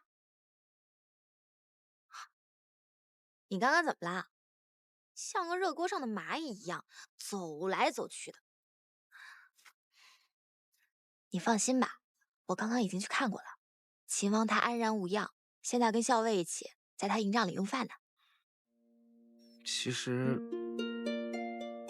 不是因为秦王，不是为了秦王，那是怎么了？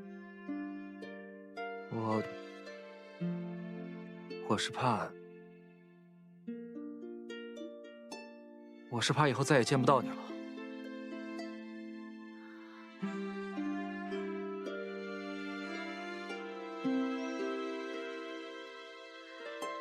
你想之后天天见到我呀？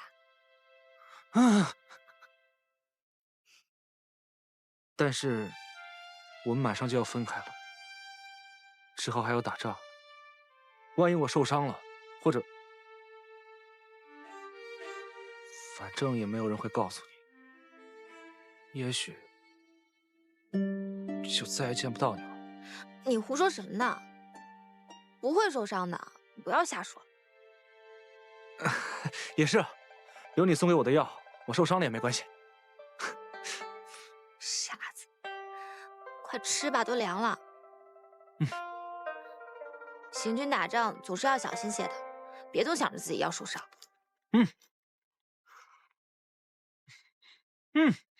真香。慢点吃。那位医师千叮万嘱，让您不可劳累。我不知道阿莹现下安好与否，你叫我如何等他？可您的伤势还未痊愈，您这样赶路，和自残何异啊？你看看这一路留下的记号，崔家军就在附近了。我今日必须得回营，见到阿莹我才能安心。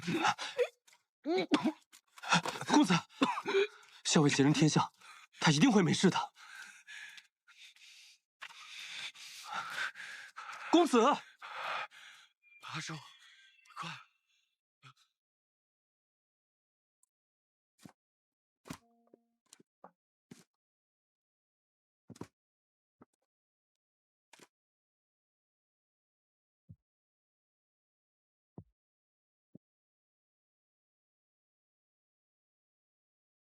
阿莹，我真舍不得走。那你要不要留下来？我倒是想，我想带你一起走，只怕你阿爹崔大将军肯定不会答应。那你是想的太美了。我送你个礼物。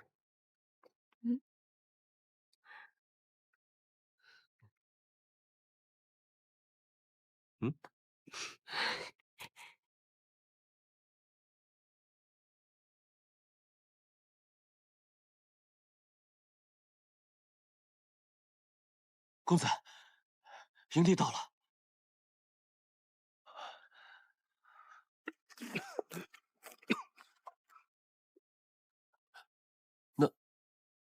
那不是何校尉吗？哎呀，我要是不在你身边，就让他陪着你。你要是不开心了，打他、扔他、砸他，都可以。这小人儿跟你确实还挺像的。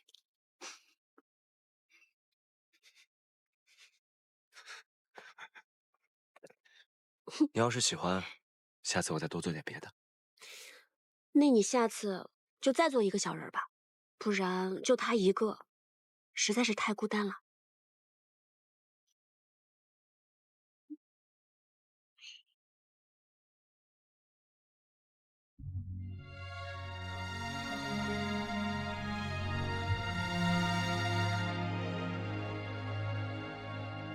公子，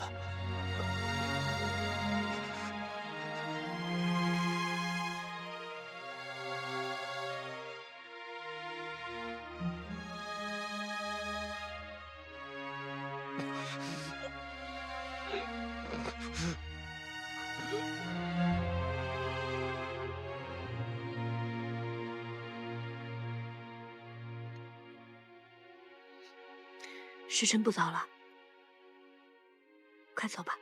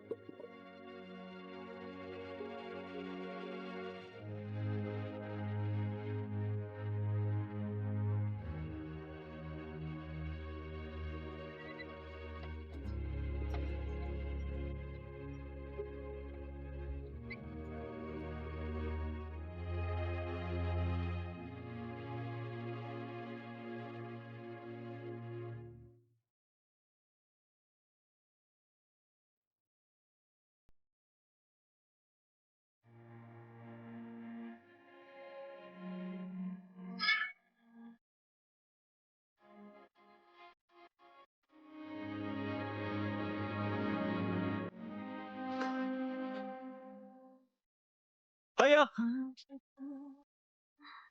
韩英，等到天下太平，我定娶你为妻。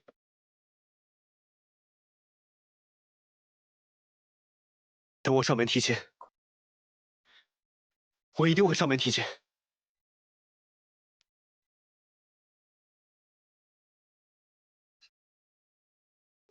我要娶你，我要娶你，我要娶你！韩英，我要娶你！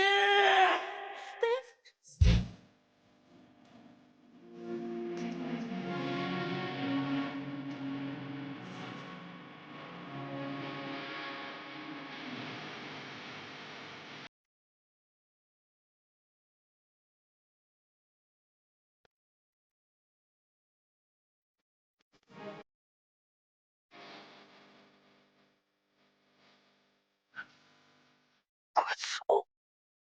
一开始。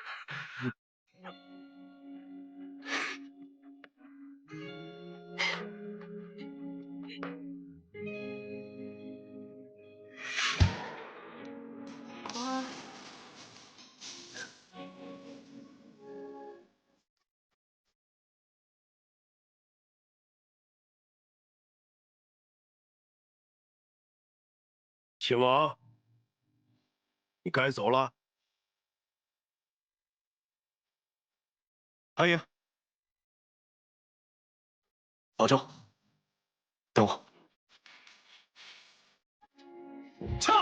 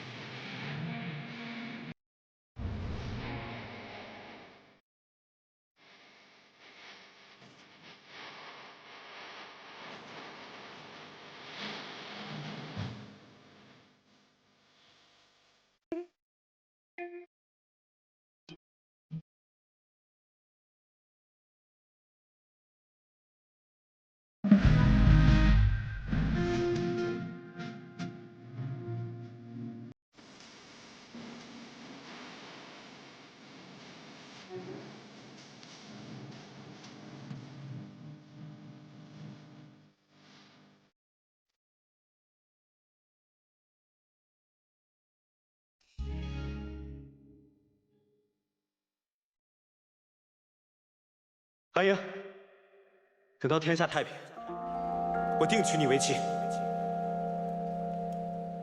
我要娶你，我要娶你！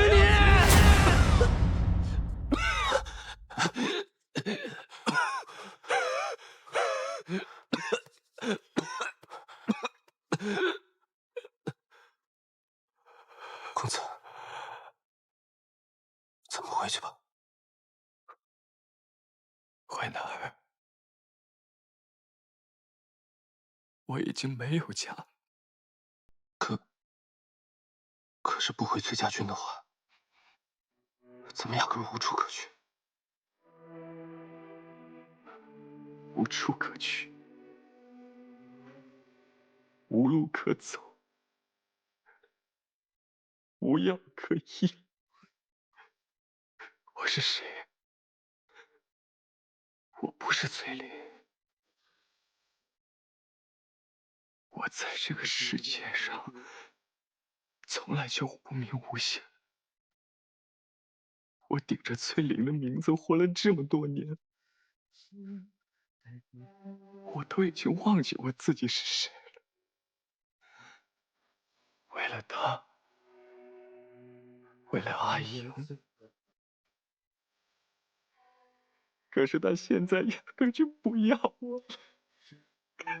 我已经把自己活成了他的影子，可是他现在根本就不需要我这个影子。我已经不知道要怎么活下去了。公子，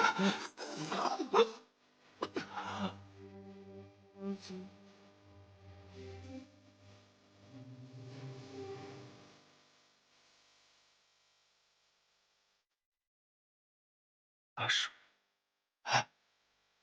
我一直都觉得我不是崔林，她才是崔林。她哪怕是个女儿家，她才是真正的崔林。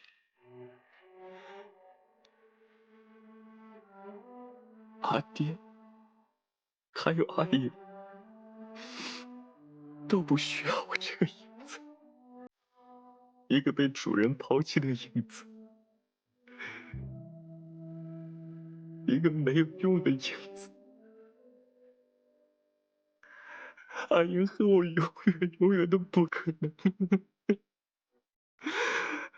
都怪我，都怪我，怪我身子不好，怪我不能上天下地，都怪我身子不好，都怪我，都怪我。阿叔，我求求你，你把我杀了好不好？把我杀了，一个被主人抛弃的影子，就应该去死，就应该去死。我知道有一种续命之法，据说只要服了结说的神药，哪怕病弱的人也能康复如初。公子，我陪你去找那个神药。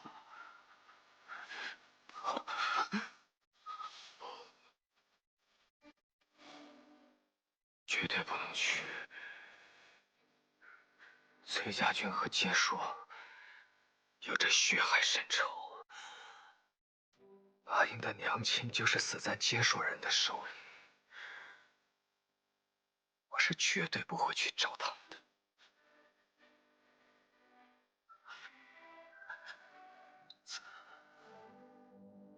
只有活着才能去见校尉，只有活着才能等到校尉的回心转意。如果有神药，公子你身子恢复了，也许到那个时候，校尉就会看清林妮的真面目，校尉就能感到公子从前对他的一片真心，他就会回心转意了。他的对，我得活着，我活着才能见到阿英，我活着才能保护她。如果有一天我身体康健，我也能上阵杀敌，她也会喜欢我的。到时候她必然不会喜欢李妮了。阿英到时候一定会喜欢我的，阿英一定会喜欢我的，阿英一定会喜欢我。阿英，阿英，你到时候一定会喜欢我。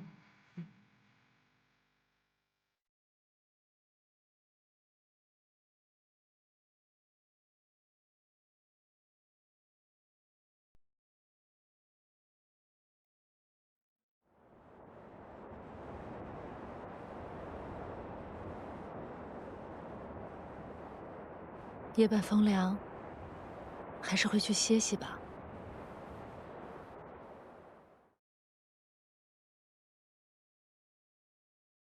当初我以为天下莫能敌，黑县老矣，崔有接受牵制，如今看起来真是一招不慎。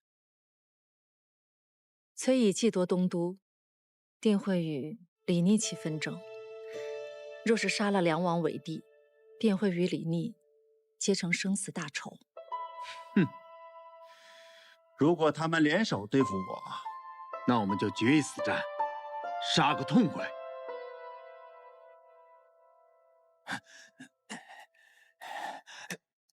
我就说，信王率军守城，他绝对守不住。唉，幸好我们跑得快，要不然等伯父攻下洛阳城，到时候就难以分说了。伯父现在是死了亲生儿子，肯定怒火冲天，暂时顾不到我。不过这么一来，到时候也只有我能继承崔家的家业，毕竟亲伯侄嘛。万一大将军知道崔公子遇袭的事根，那怎么可能呢？这人马都是乔装改扮过的，他就算往下查，那只能是查出来是李俊的人马。如若不然，他怎么可能这么怒气冲冲的就攻下洛阳城呢？若是大将军拷问信王，只怕信王他……就算他盘问出来了，就算他李俊和盘托出，那也是信口开河、胡说八道。你想一想，李俊不单单是设计害死了他的亲生儿子，又挑拨离间我们伯侄关系，伯父能信他？你跟了我这么久，能不能长点脑子？是，那咱们先找个地方藏匿起来，再看看风向。也只能如此了。三郎，还没有了，吃，饭桶。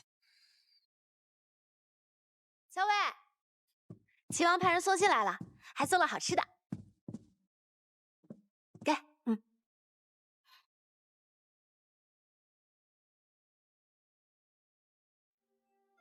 大战在即，呼吁你深爱此物，特寄之疗以解闷。常言嚼之如碎玲珑，取势若破竹，碾压敌军之口采，邦军顺遂，旗开得胜。入京后，愿同去殿中，具案大嚼干果及果脯，又侧议后议，皆托付于君。替我再三拜赏崔大将军。小伟，秦王信上说什么啦？说祝我们旗开得胜。送这些来，就为了巴巴送个好口彩啊？是，特意麻烦耳朵跑了一趟，就为了送上这么一个干果的好彩头。他送干果来，跟我又有什么关系啊？哼，干果还没吃几颗，嘴这么硬啊！少威，快吃吧。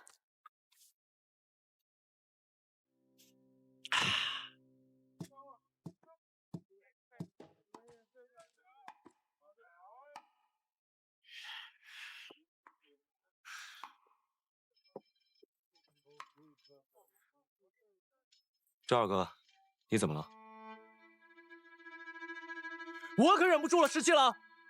崔家军卖了潼关，害死了咱们镇西军那么多兄弟，咱们怎么可以又跟他们结盟，一起去攻西长津呢？万一他们又把我们卖了怎么办？就是啊，你说他们万一从后边反了，直接把咱们包围了。我见过崔乙，他不是这样的人。有其父必有其子，他儿子这样做，他爹为什么不能？若崔乙是这样的人，他就不会放我出洛阳城，更不会让我带着我父皇回大营了。石七郎，那咱们真的还能相信崔家军吗？镇西军把侧翼和后翼都交给我们了。因为咱们崔家军的兵力更强一些，所以他们把侧翼和后翼全交给咱们了。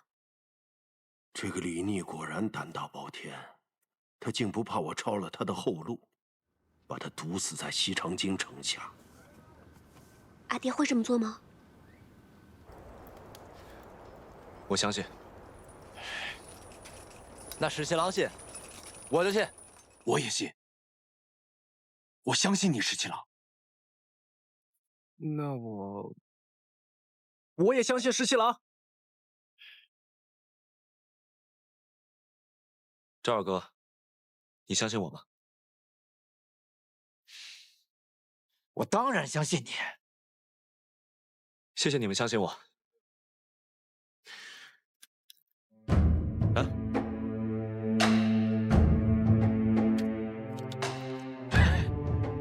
等收复了西长京，我就带大家烤黄羊吃。烤羊就算了，得有酒啊！对，有酒。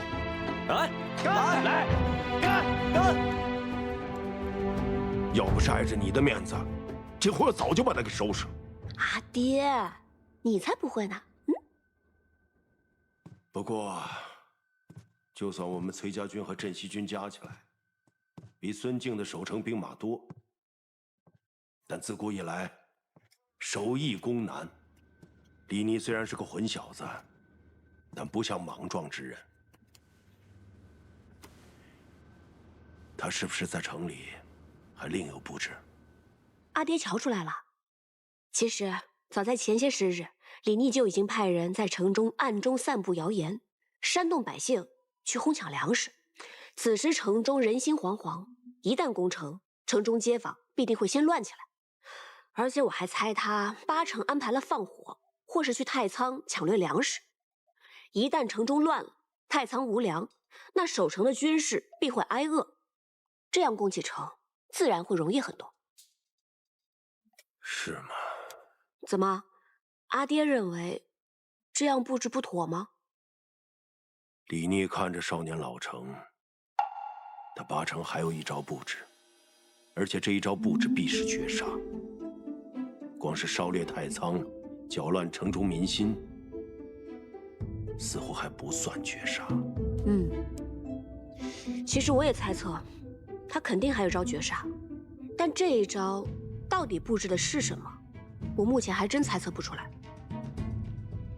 我倒是有点明白，你为什么瞧得上那小子了。阿爹，人家在跟你说正经事儿。哎，我在他这个岁数的时候，也没有他胆大缜密啊。虽然当时在瀛州和结硕大大小小打了几十仗，他怎么能跟阿爹比呢？他只不过是运气好一些罢了。出身帝王之家，不骄矜，从劳郎关至此一路征战，负半壁江山，得万军拥护。其实运气好就可以一言代之的。阿爹这么夸他，我倒觉得他配不上我阿爹的另眼相看。哎，既然他得到我女儿另眼相看，他自然也值得我另眼相看。那阿爹以后不挠他了吧？我只是说，打仗看着还行，想娶我女儿，做梦。又懒，哼。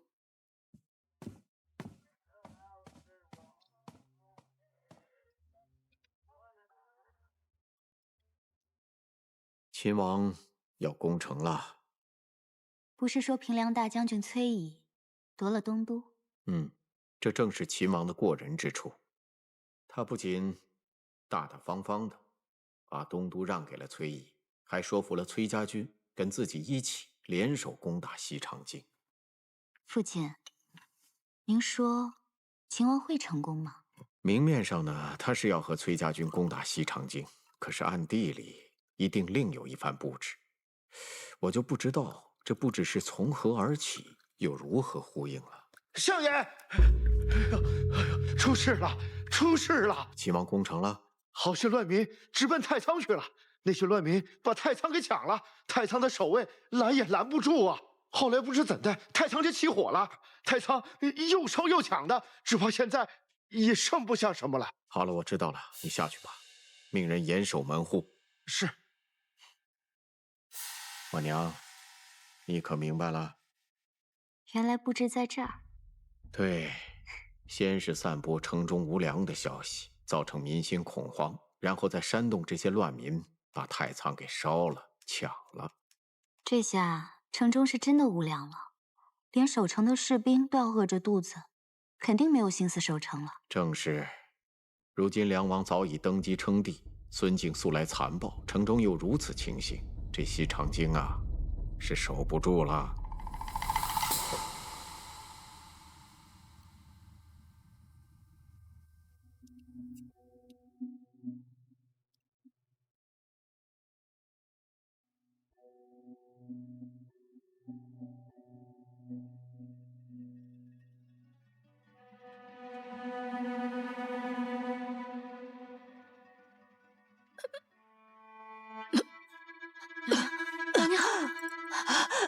娘娘，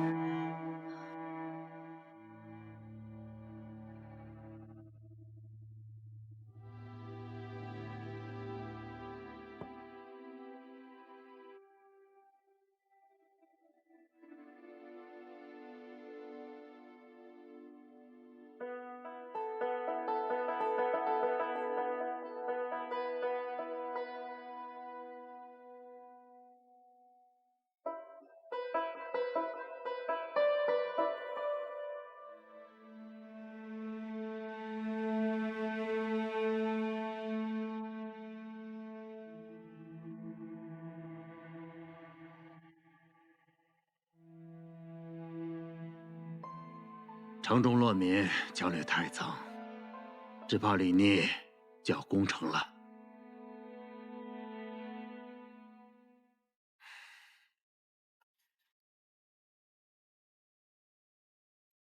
阿静，我不想让你再去打仗。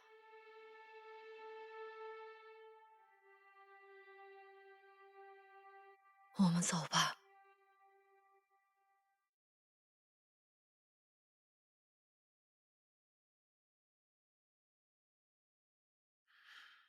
自从我们重逢之后，我就一直在想，这日子过得真快啊，一会儿半辈子就过去了。要不，我也出嫁，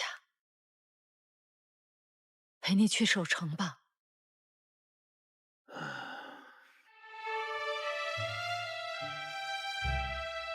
少华，你好好待着，等我战退了李逆之后，回来陪你一块儿饮酒。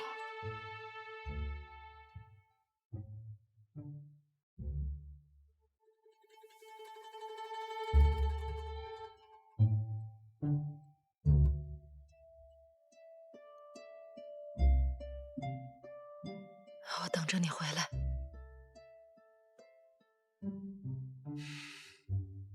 等我回来。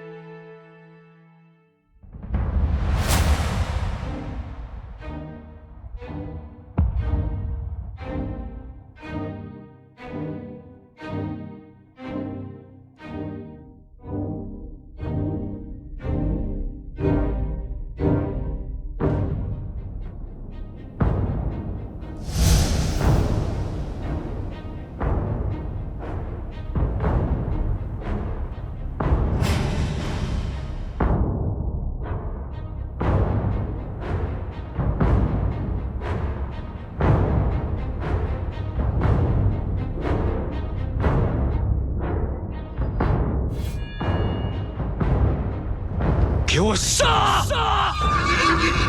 冲！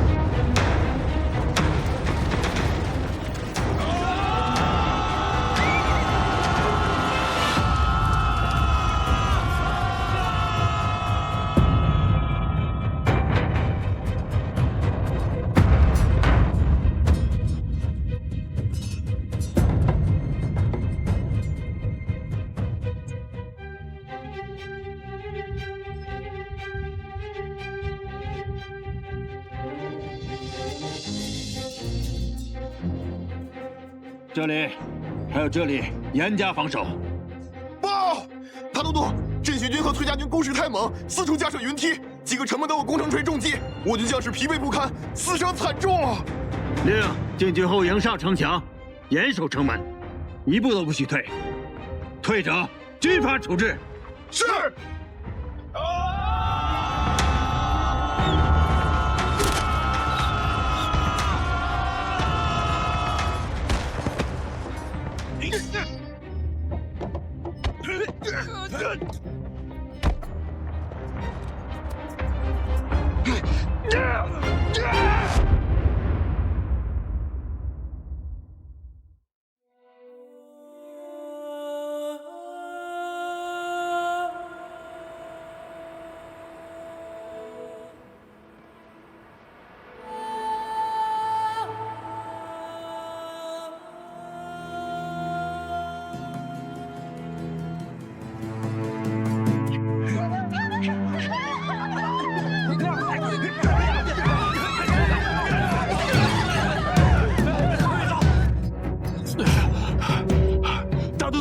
那些乱民竟与士兵动起手来，有的还将手重用的火药，请大都督示下。哼！城中乱民一个不留，统统都杀了。是。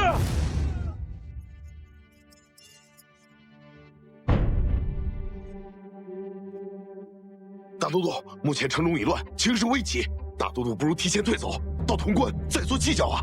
只要守住这几日，我们张百余的大军就会回来了，自然会将镇西军和崔家军包抄围剿。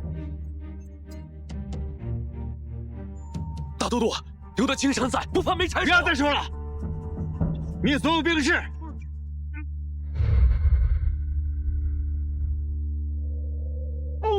大都督，大都督，大都督，大都督，大都督，大都督，大都督，大都督。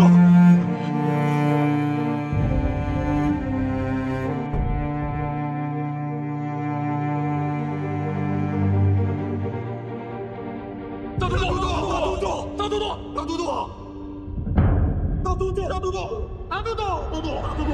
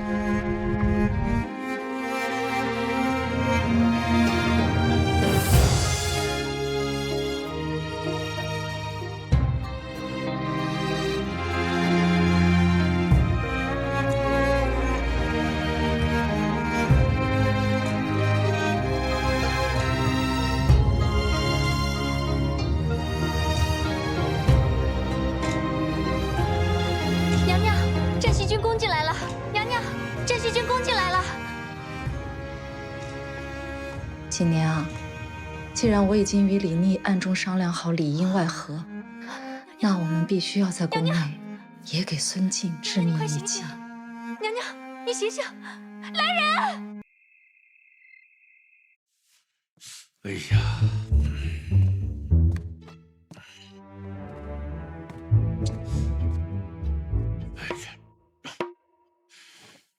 父皇莫急，儿臣准备了快马，如果战事不利的话，儿臣一定会护送父皇南撤的。只要进入江南岸，有长江天险的话，那定会安然无虞的呀。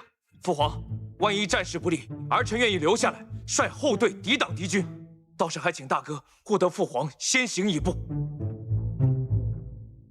二弟你果然是忠勇可嘉，大哥是父皇长子，将来这天下大事和父皇都要倚仗大哥呀。我若是能留下来抵挡住敌军，护得父皇和大哥周全，就算是死也值得。哎呀，莱儿真是一个孝顺的好孩子呀！哎，二弟呀，二弟你不能，陛下，陛下，启禀陛下，前线来消息了。快说，秦王破西长京了，恭喜陛下！秦王大破孙贼，已经领军攻入西长京。什么？恭贺父皇！父皇洪福齐天，必有天下，秦王才可以收复西长京啊！恭贺父皇！父皇重用秦王，秦王才能收复西长京，此乃父皇明鉴千里，是天下之福啊！好，很好。哎呀，吴国师说的没错，朕就是真龙天命，只有朕登基为帝，才能够拯救天下苍生。恭贺父皇！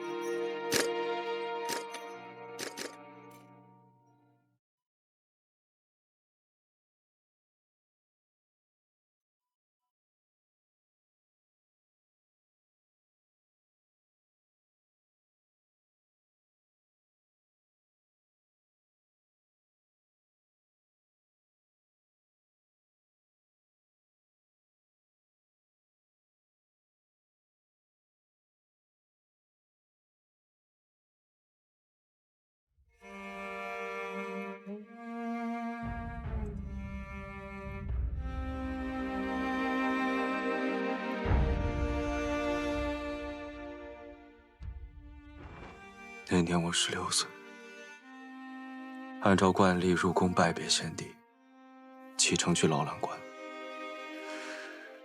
那时我犯了错，先帝十分生气，不愿赐见，便命人传话于我，让我安分守己，不要再给李氏子弟抹黑。殿下现在已经收复西长京了，也可以告为先帝在天之灵了。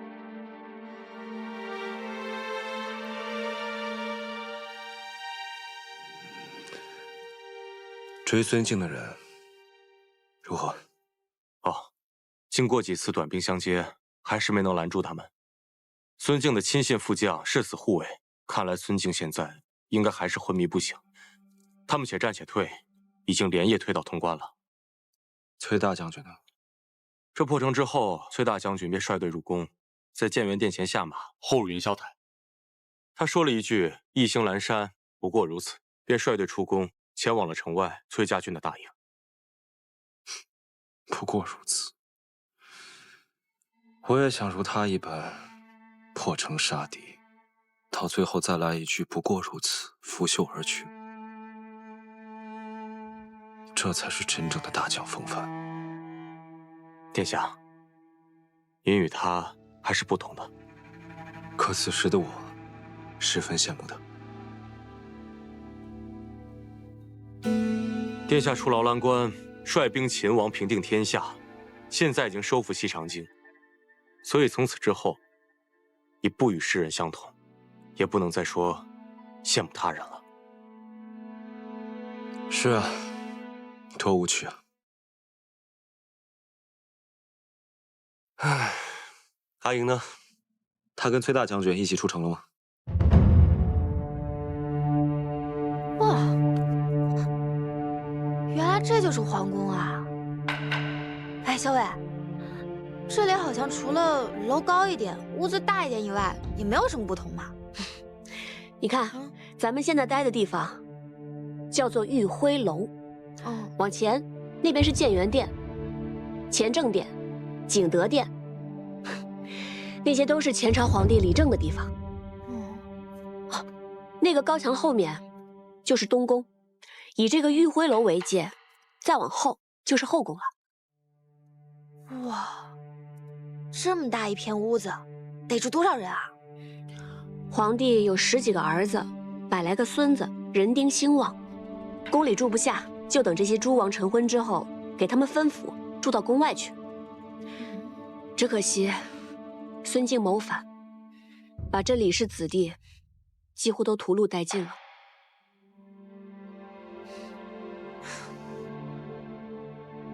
哎，秦王来了。阿莹，有一件事我想要拜托你。什么事？县太子妃萧氏，她忍辱负重，为了给孙敬下毒，自己也身中剧毒。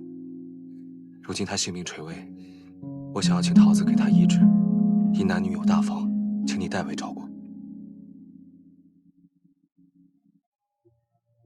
原来是他给孙敬下的毒。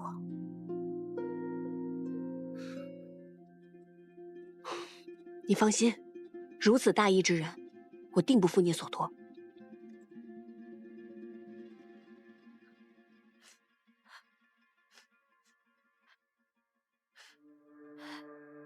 就是这盒口汁，娘娘说，若在饮食中下毒，只怕会引得孙敬察觉，所以才下在口汁之中。娘娘还说，这毒药啊，有一股甜香，也只有口汁的花香，才能掩盖住它的气味。而且只有一次机会，终于等到攻城之日，他立刻将毒药涂在了自己唇上，全然不顾这毒也会侵入他的心脉。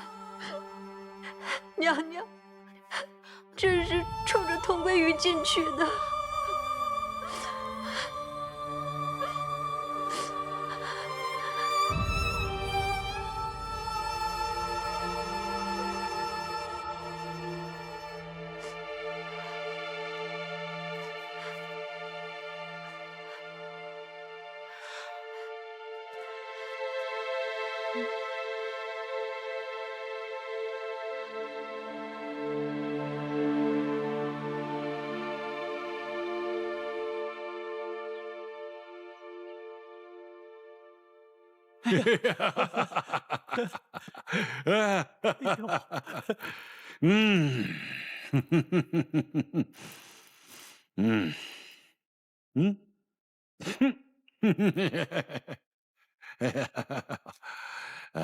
儿臣见过父皇。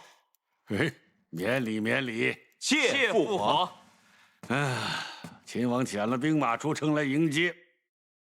朕作为天子，要摆了大驾，为西长京接受百官的朝贺。父皇，儿臣有几句话，不知当讲不当讲。有什么当讲不当讲的？说。如今秦王已经收复了西长京，立下了不世之功，不知父皇打算如何犒赏秦王？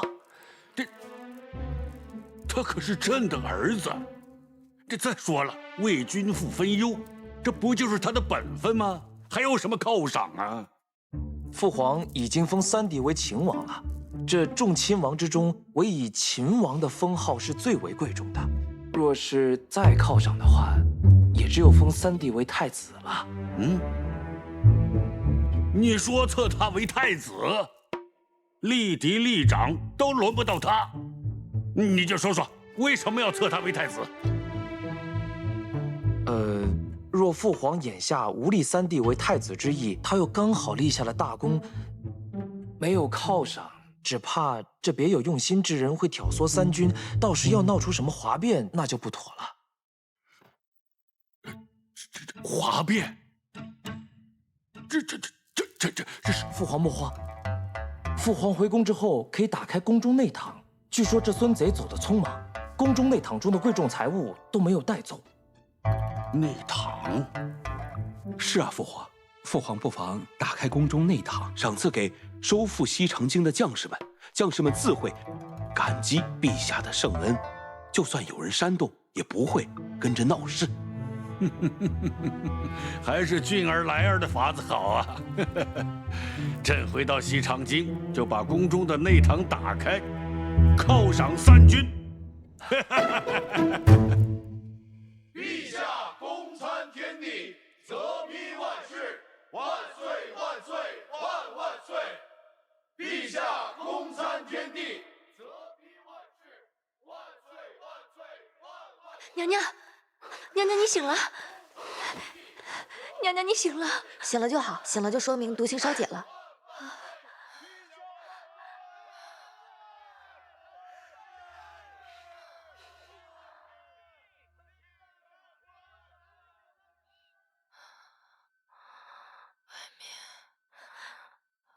外面是什么声音啊？娘娘，您都昏睡了好多天了。亲王殿下率镇西军收复西长京，迎陛下回宫。今日啊，陛下受百官朝贺，外面的声音正是三军的谢恩之声。我们赢了，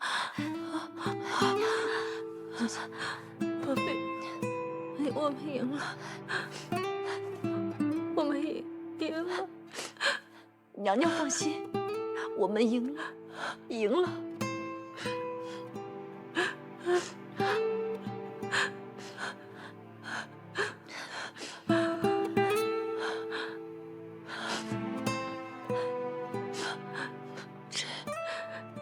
这两位姑娘是？娘娘，这是崔家军中的何校尉，受秦王所托，特来照顾娘娘的。多亏何校尉带来桃子姑娘，每日精心配药，才终于解了娘娘的毒。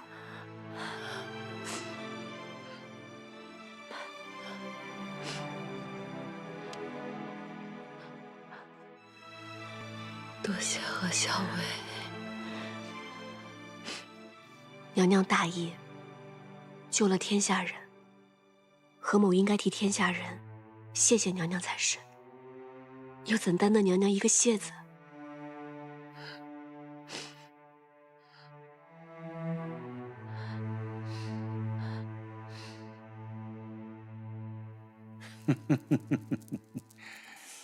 这寝殿不错，就是这个帐幔有点旧，都换新的。是。嗯。嗯。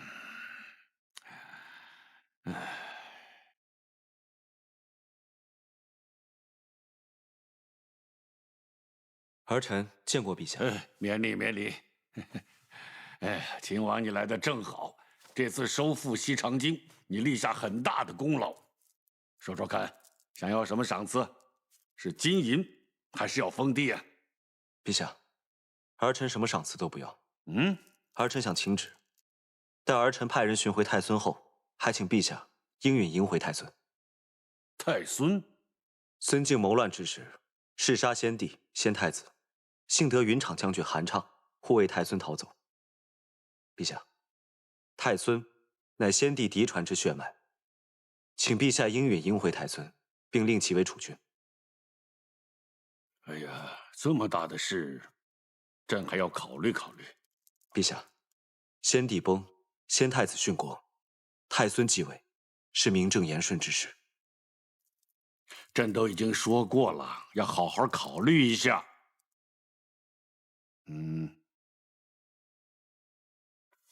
你先回去吧，这一阵子你也挺忙的，先回去好好歇歇。没什么事，先不要进宫。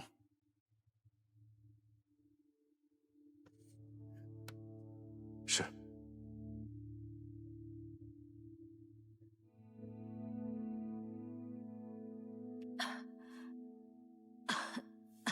娘娘，你还是再用一些吧。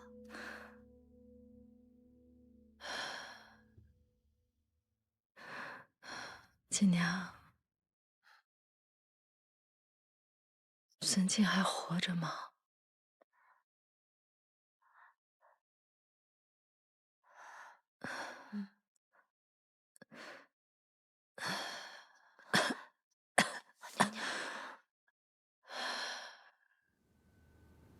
是。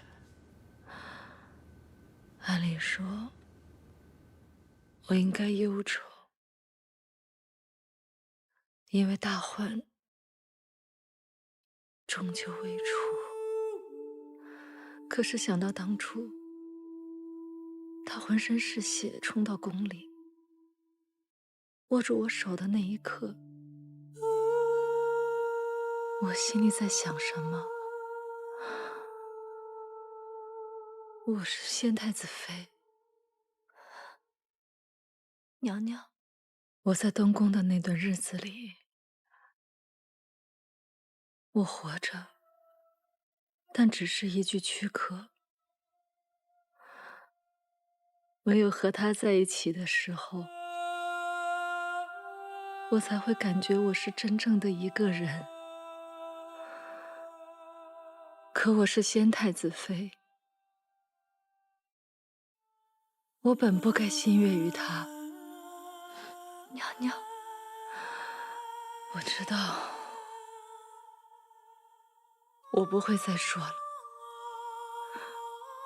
不会再有人知道我与他之间的过往，再也不会有人知道此刻的我还是爱慕于他。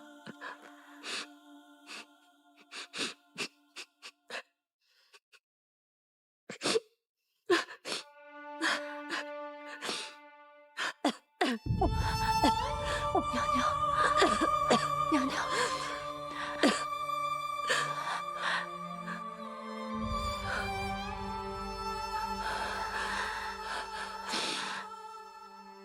我与孙静须臾为一，我冥结一失，死不足惜。娘娘，您切不可这么说呀！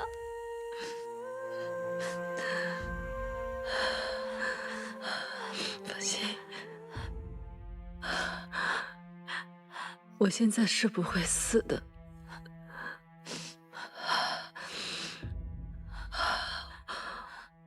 我还要确保太孙平安归来，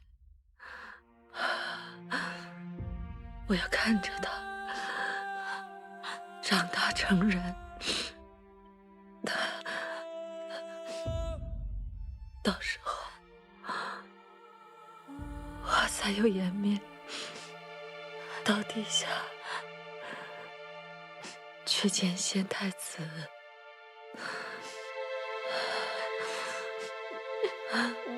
娘娘，不要！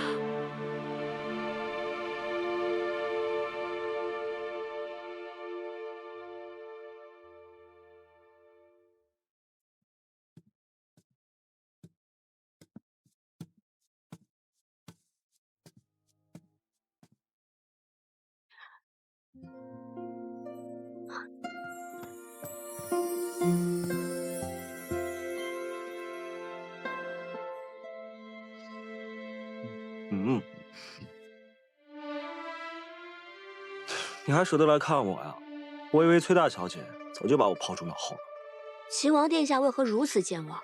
明明是秦王殿下让我去照顾萧妃娘娘。萧妃娘娘今日的身子终于好多了，吃了半碗粥也能说话了。我这才有空出宫来看你。我一出宫就来看你，都没有去见我阿爹，你还不领情？那我走了，我要出城去见我阿爹了。哎，你说笑的嘛。这样子，你陪我一会儿，待会儿我陪你一起出城去拜见崔大将军，好吗？你就不怕我阿爹再把你捆起来，塞到箱子里去？那你还是会救我的呀。那可不一定。你怎么了？是不是有什么不高兴的事啊？不然为什么一个人躺在这儿？没有，发闷看了一本书，闲的都快要睡着了。我听说陛下开了宫中内堂，散尽钱帛，犒赏三军。按理说啊，你立了这么大功，你这齐王府应该是车水马龙的，怎么如此静悄悄？我又不喜欢那些文官。再说了，我是秦王，我又领着镇西军，结交文臣多有不便，结交武将呢，那更是瓜田李下了。所以我就想闭门谢客。这些文武百官也知道我的性子，可不敢上门来聒噪。旁人倒也罢了，难道不应该去拜见一下故乡吗？前日在朝上，故乡官复原职，陛下还要赐他一个爵位，但故乡跪谢立辞了，真是风骨过人。之前收复西长京，他也帮了不少忙，所以那日下朝之后，我便去了故乡府拜谢了故乡。光是拜见致谢就完了？那他连陛下的赏赐都不要，那我还能怎么办？既然都去了顾府，就没有见见顾婉娘吗？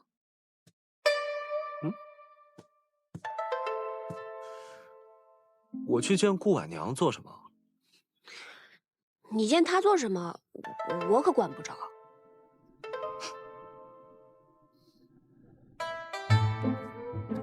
哎呀，你吃醋了？我没有，你就是吃醋了。我才没！我要出城了，见我阿爹去。我陪你，免得你不放心。不要不要不要！别吃醋了啊！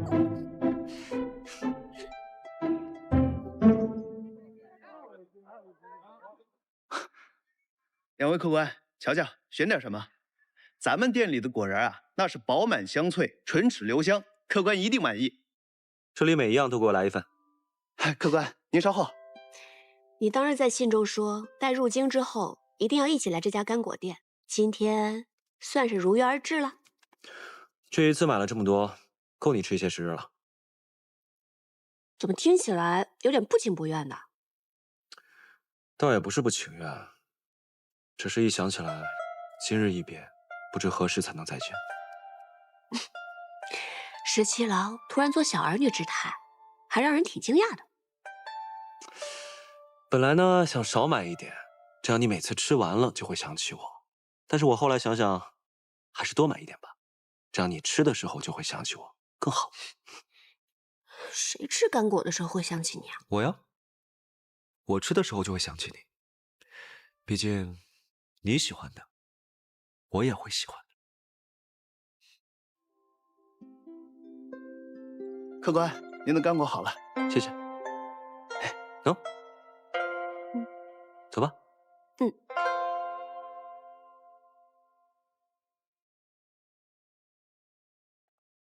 娘娘看起来好多了，走路也稳了许多。桃子姑娘说，只要加以调养，日后便再无大碍了。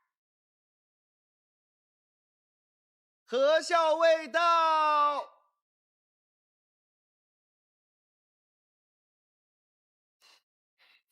娘娘，娘娘今日觉得身体好些了吗？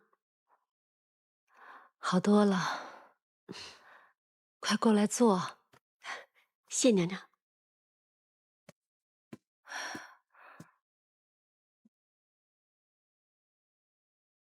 看娘娘的气色是好了很多。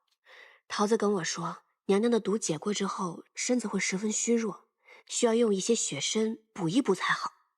我告诉了秦王，秦王便挑选了一些上好的血参，让我带进宫来送给娘娘。替我多谢秦王。娘娘客气了。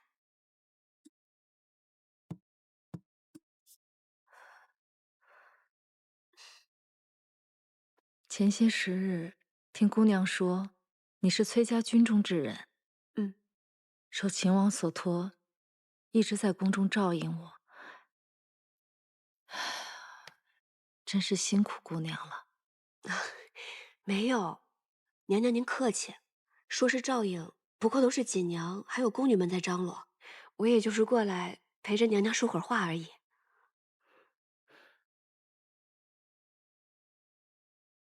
姑娘是秦王的心上人吧？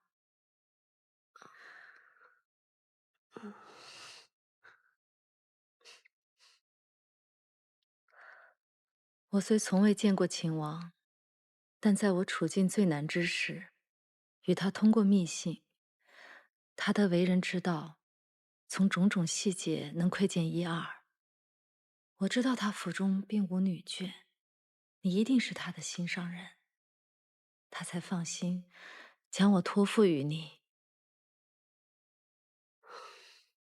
娘娘真是敏慧过人。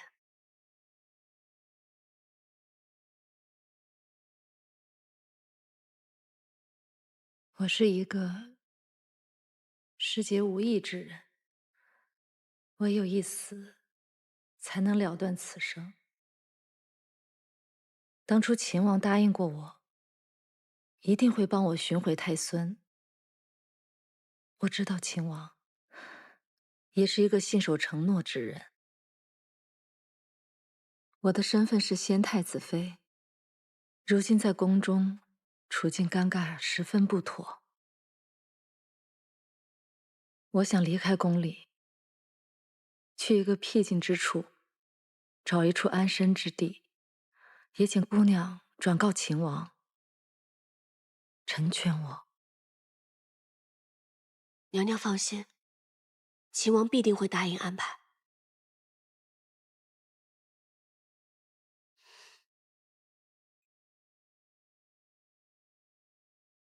你真的姓何吗？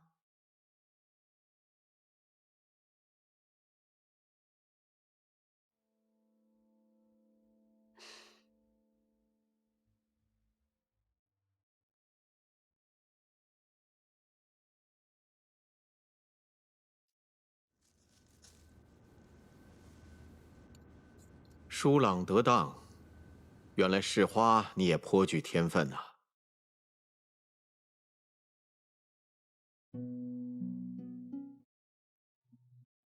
秦王前日来了，我本来打算命你出去与他相见，可是后来一想，还是算了，此时不宜，以后多的是机会啊。是。陛下回京之后犒赏三军，可是唯独对秦王没有任何的赏赐。我想，陛下身边一定是出现了小人，八成是听信了谗言。世间事无碍如此，功高震主，赏无可赏。大概这也是陛下的为难之处吧。确实啊。秦王呢，已是众王爵之中最为尊贵的了。可是，秦王他收复两京，光复我大禹王朝，立下如此泼天大功，一点赏赐都没有，实在是说不过去啊。父亲是觉得，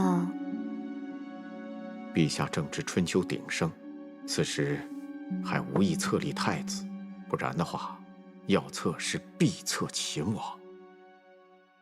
可是信王居长，齐王自有得陛下私宠。自陛下登基以来，还未册封皇后，皇后所出才是嫡子。微服打算明日上书，恳请陛下追封秦王生母。秦王立下如此大功，其生母就该被追封为皇后啊！听说秦王生母出身卑微，管他出身卑微不卑微，能够生下秦王这般出色的儿子，那生母还不该被追封为皇后吗？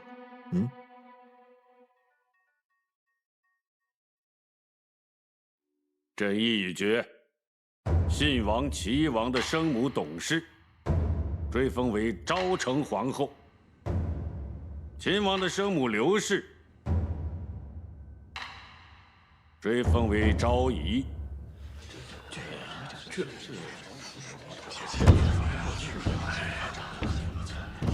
陛下，臣以为不妥。臣复议裴大将军追封一是陛下恩典，二是为了礼序人伦。秦王自劳兰关起兵之后，平定宇内，收复两都，如此功绩，生母若只为昭仪，恐怕难以彰显陛下临诏万方之恩典。陛下，臣以为，刘氏诞育秦王，理应追封为后。臣附议，末将附议。臣附议。你们一个个的，口口声声说秦王立下大功，收复两都，东都呢？陛下息怒啊，都是儿臣无能。你闭嘴！刘氏出身卑贱，难道就因为她是秦王的生母，就必须追封为皇后吗？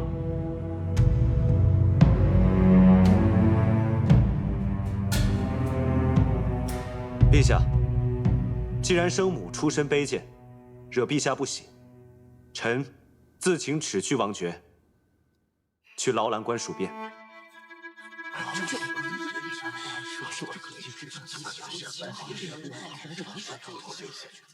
你，陛下请息怒，秦王生为人子，感恩生母诞育之恩，乃人之常情，请陛下恕秦王。滚！你给我滚！朕不要再看到你这个逆子！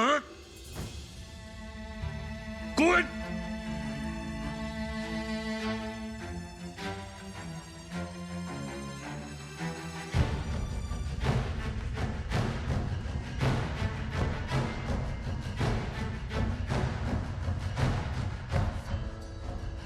莫无君父！莫无君父！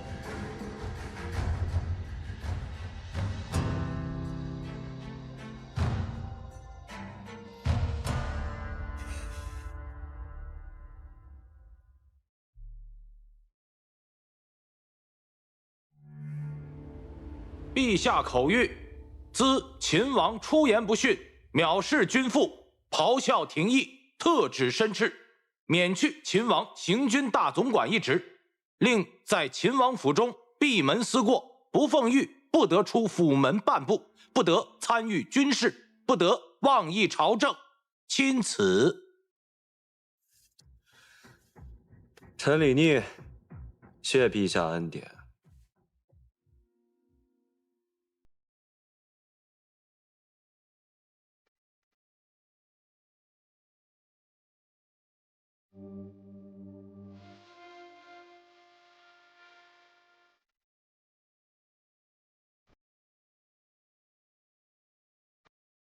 我年幼的时候呢，奶娘和我说，我要有什么心愿，就折一个竹蜻天。等它落地的时候，那我的愿望就实现了。那个时候呢，我特别想见到我阿娘，别人都有阿娘，就我没有。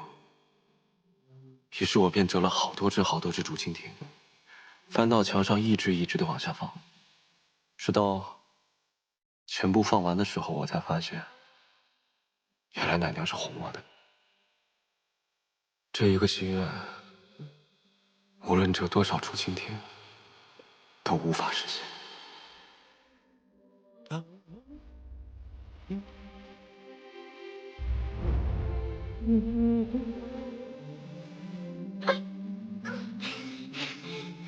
放开我！地上放开我！你娘是最卑贱的婢女，你一生下来就把她给克哎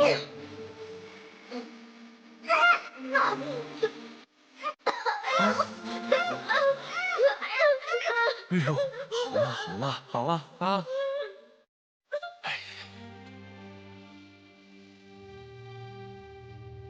你说，为什么抢你兄长的东西？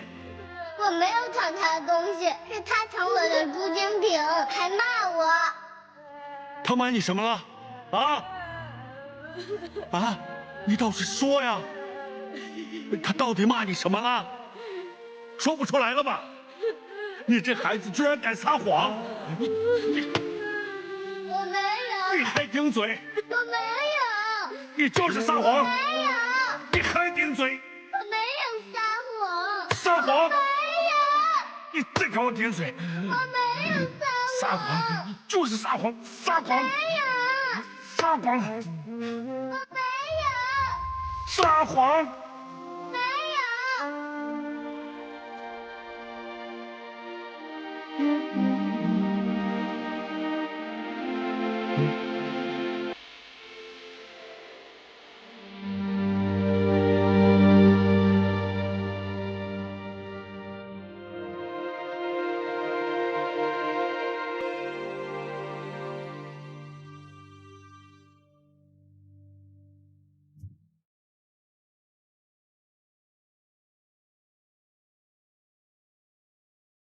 小的时候，你就救过我的性命，后来又来到家中。无论我做什么事情，你都默默地支持我。当我犯了错，也是你来帮我承担。你用着我的名字，不知道经历了多少危险，到最后，也是为了救我而死。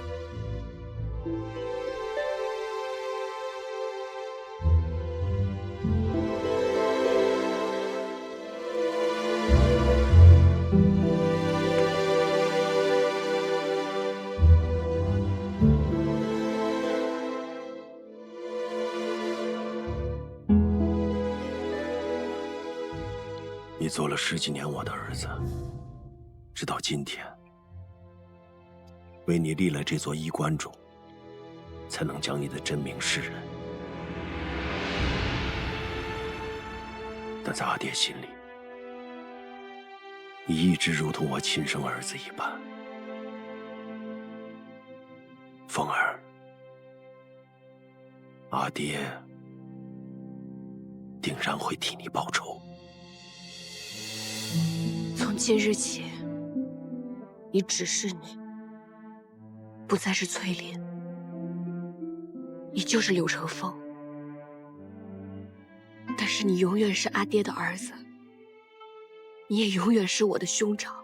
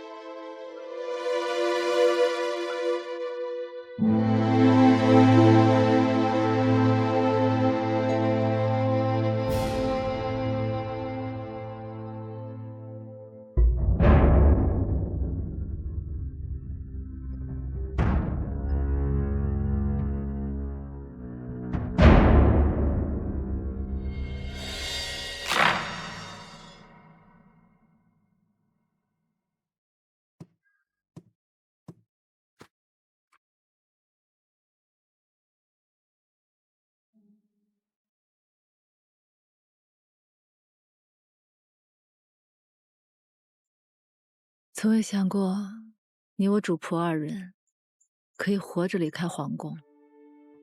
您看，秦王殿下替娘娘安排的住处多幽静啊！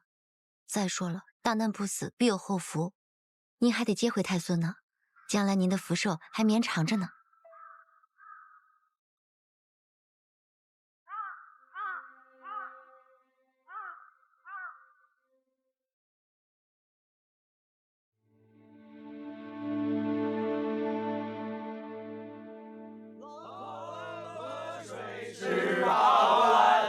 第1碗就是那银松滩，银松滩里鱼儿飞。石七郎吃肉。莫儿美，石七郎来，拿酒。老三，老来河水十八弯。干了！来！老来河水18万，第一万就是那叶松配18。哎，小裴将军，小裴将军，给你们的小裴将军上一份羊肉。好嘞，尝尝这羊排。来，给小裴将军肉，尝尝我们的羊排。吃这块。哎，小裴将军，这肉好。来，我们接着喝，继续喝。石七郎，现在都这种局面了，你还有心情在这喝酒、烤肉、唱曲儿呢？哎，先来一杯。有没有啊？来一杯。你知不知道，孙敬派往百越的大军？尝尝这羊肉好不好吃？你看这次烤的怎么样？走。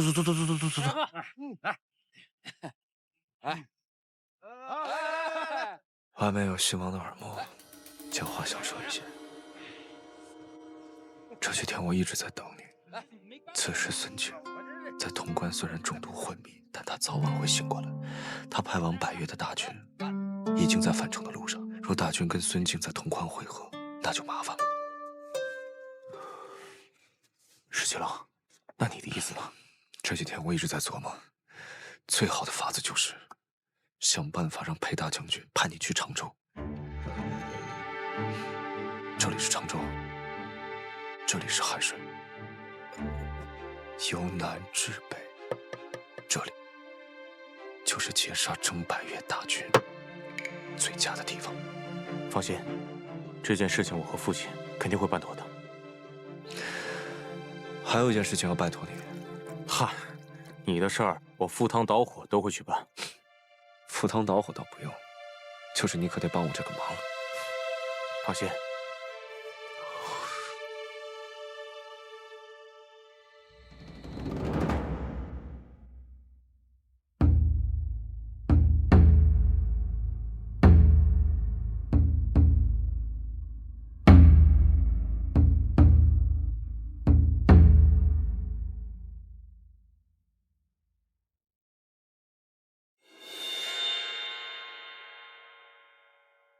秦王殿下可有什么口信送来？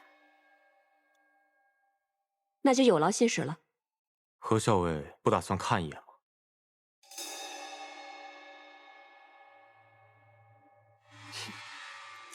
原来是小裴将军亲自替秦王殿下送信来了。这封信呢，麻烦你交给何校尉。哦不，你也知道，现在是崔小姐，她就在洛阳城外崔家军大营里。石七郎，你是有重要的事情要和崔家谈呢，还是说已经找到了收回东都的方法？都不是，是私事。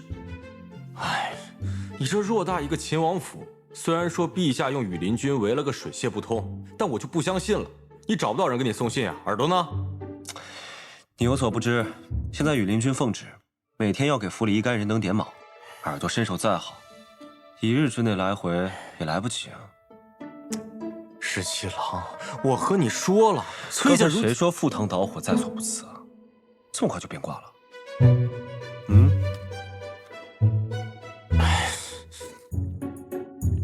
还有这盒刚买来的点心，也送过去，他爱吃。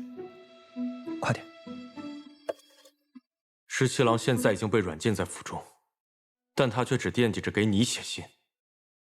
你真的不打算看一眼信吗？小裴将军放心，就算天下的坏人都死绝了，你们家秦王也不会有事的。殿下不顾风险，数次救你性命，你完全没有放在心上。看来，你果然就是铁石心肠。秦王立此大功，若是现在仍旧在朝中，陛下有何可赏？若是陛下赏无可赏，那秦王的2位兄长还有朝中大臣，是否会记得？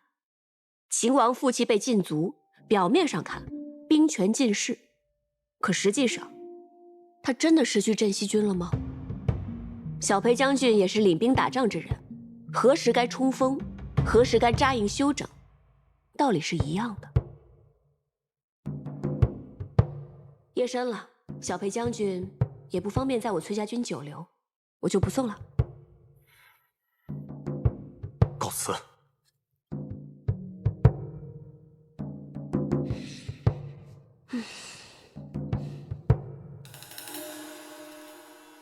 送信来的人不是耳朵，有人现在很失落吧？没有啊，没有。大晚上肚子饿了吧？快吃口刚送来的点心，垫一垫。还是你最好，我真的有点饿了。快吃吧。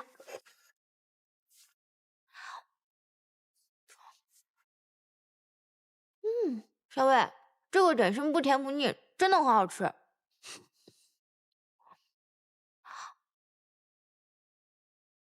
那个信，你真的不看啊？要不然你看看。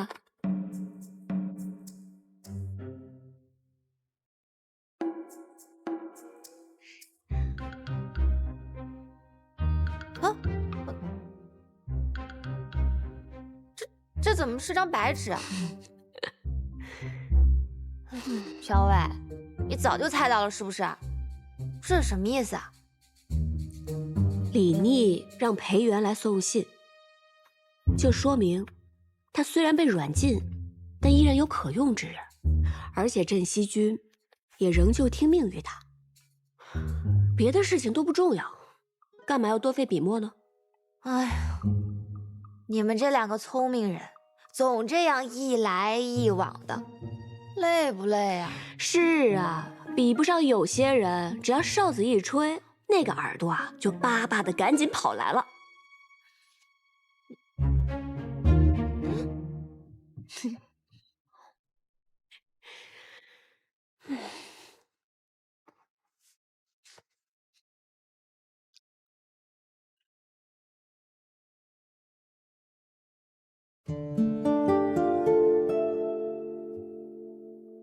你觉得这样真的能劝动秦王吗？秦王其人，外刚内柔，旁人见他征战四方，沙场拼杀，其实他的内心再柔软，再良善不过。只要话说得巧，就一定可以劝动他的。陛下责令秦王闭门思过，相爷不是说好多人上了奏书，说秦王的坏话吗？木秀于林，风必摧之。正因为秦王这次立了大功，所以反而被旁人忌惮。如今陛下正在气头上，如果秦王不肯低头认错，只怕父子间会生了嫌隙，大大有碍秦王的前途。见过秦王殿下。顾小姐，本该要去府上拜望顾相，但如今我出门不便，还请顾小姐回府之后替我转达致意。殿下客气了。其实今日前来，并非父亲吩咐，而是婉娘自作主张。婉娘有一样东西想要送给殿下。顾小姐客气了，府中诸物不缺，不该收顾小姐的礼。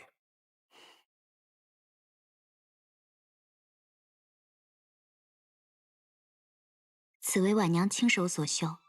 婉娘访遍京中故人，幸得有数人曾见过秦王殿下的生母刘娘娘的音容相貌，我就按照他们描述的绣了这幅刘娘娘的画像。绣好之后，我给认识刘娘娘的人看了，他们都说很像呢。殿下，我们小姐寻了好久，好容易找到几位曾经见过刘娘娘的人，又问了他们好久，问得可仔细了，再起了草稿，白天黑夜的埋头绣啊绣的，熬得眼睛都红了，终于将这幅绣像赶出来了。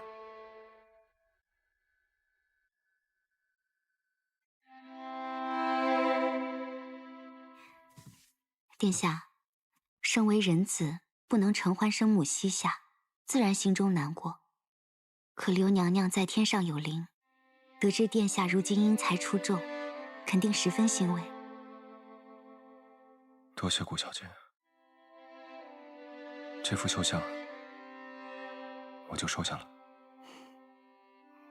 殿下是通达聪颖之人，自然也知道刘娘娘不会愿意殿下为了她的名分和陛下生分了。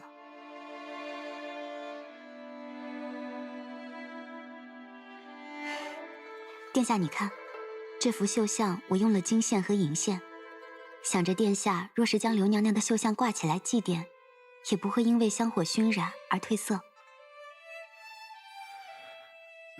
顾小姐想得太周到了，李逆感激不尽。殿下客气了。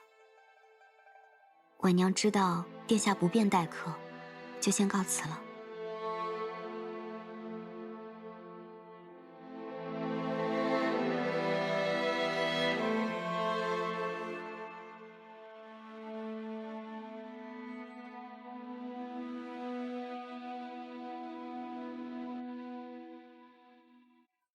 小姐，你不是说要劝秦王跟陛下认错的吗？怎么后来又不说了，还这么快就告辞走了？原是我想错了。秦王将追封生母一事看得慎重。刚才我观秦王神色，如果我继续劝他，反倒惹他不快了。再说，他收下了刘娘娘的绣像，此后每次看到绣像，必然会对我有所感念。既然如此，不如早早告辞了。秦王真的不想再当秦王了？那陛下还要再罚他吗？人中龙凤，必不会堕于泥沼之中。秦王这样的人物，什么小人都只能困扰他一时，绝不可能困扰他一世。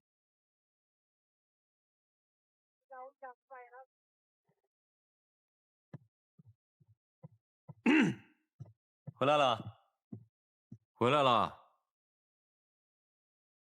别看了，没有回信，人家连你的信都没有拆。我又不是在等回信。不过有一句说一句啊，那个崔小姐有些话呢，确实还有些道理。她说你现在这个境况呀，那就像咱们冲锋打仗，何时该冲锋，何时呢该停下来休整，这其实你自己心里都有数。这什么呀？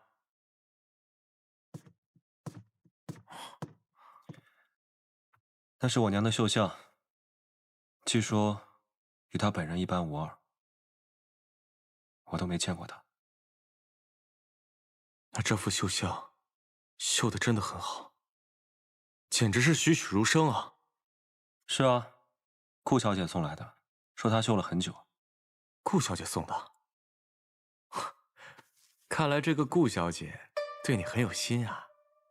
失气了啊，她是不是对你有意？我与她压根儿就不是一类人，各花入各眼。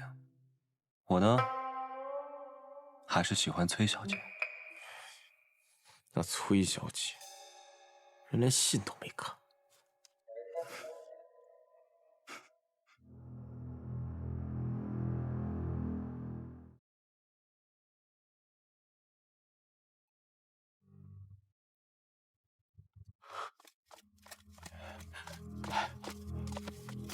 大都督可有起色？医师以秘药辅以针灸解毒，说毒素已经被拔得七七八八了。这毒甚是绵长凶险。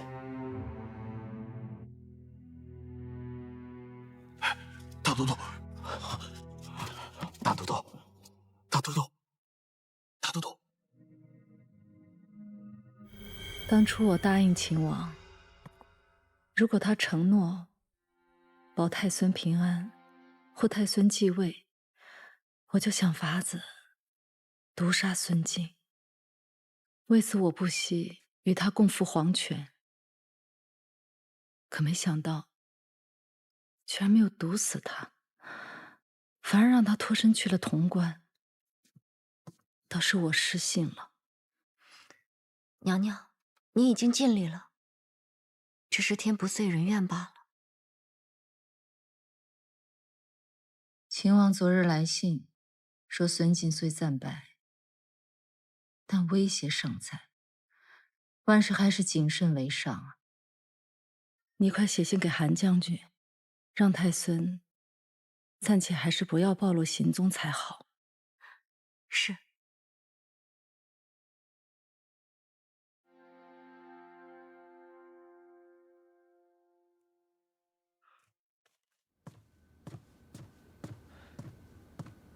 殿下，萧妃娘娘传讯来了。母妃怎么样了？秦王哥哥收复了西长京，却一直没有母妃的消息，我还担忧母妃是不是出了什么事呢？殿下放心，萧妃娘娘无碍，已经在西长京城外的青云观安顿下来了。那如今京都光复，我们是不是可以回京了？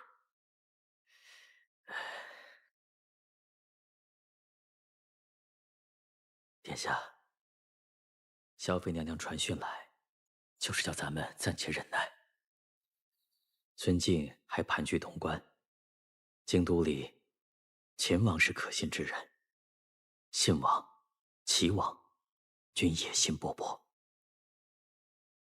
娘娘让我们继续小心藏匿，只怕还有各方欲对殿下您不利呀。我知道了。信王要领镇西军去常州。是啊，今天在朝中，父亲刚说让我领兵去常州，阻击孙敬造反百越的兵马，信王就立时自荐领兵，还有几个迂腐文臣跟在后面说，我朝自建制以来都是由亲王任行军大总管，现在这个局面由信王领兵最为稳妥。这不是胡闹吗？他洛阳是怎么丢的？让他去领兵，岂不是让我们镇西军白白送死？哼！就这，还拉着齐王一起呢，说齐王智勇可以帮衬，到最后连陛下都要被说动了。陛下下旨了？还没有正式下诏到中书省，但是陛下的意思现在已经很明显了，就是让信王领行军大总管，齐王任大将军，我为前锋，调镇西军全部3军前往常州。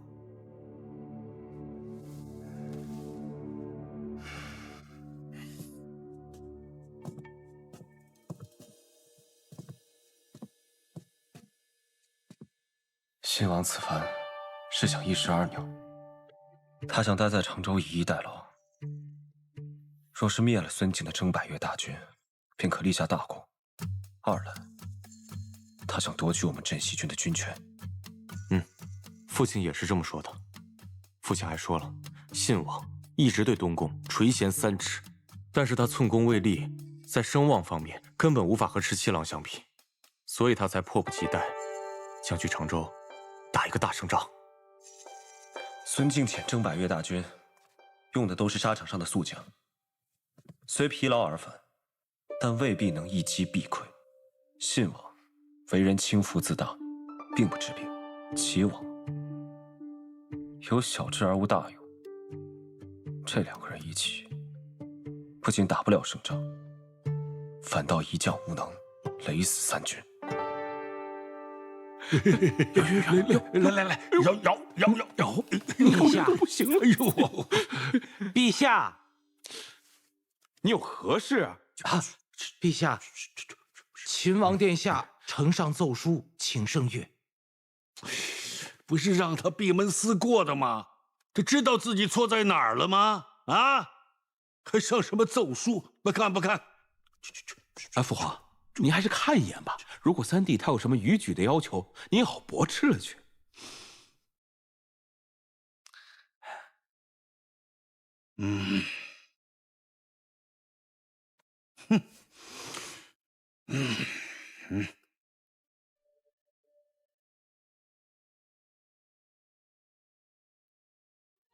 儿臣夙夜忧叹，寝不安息，恐以追封一事，见难于父皇。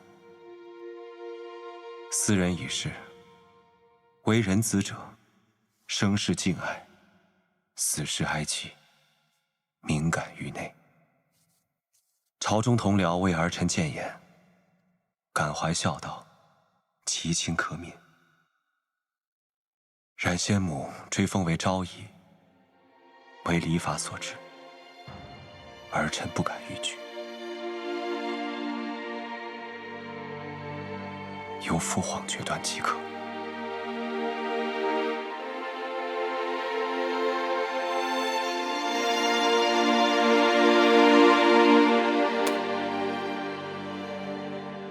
我已经上书陛下，请追封先母为昭仪，以平朝中议论。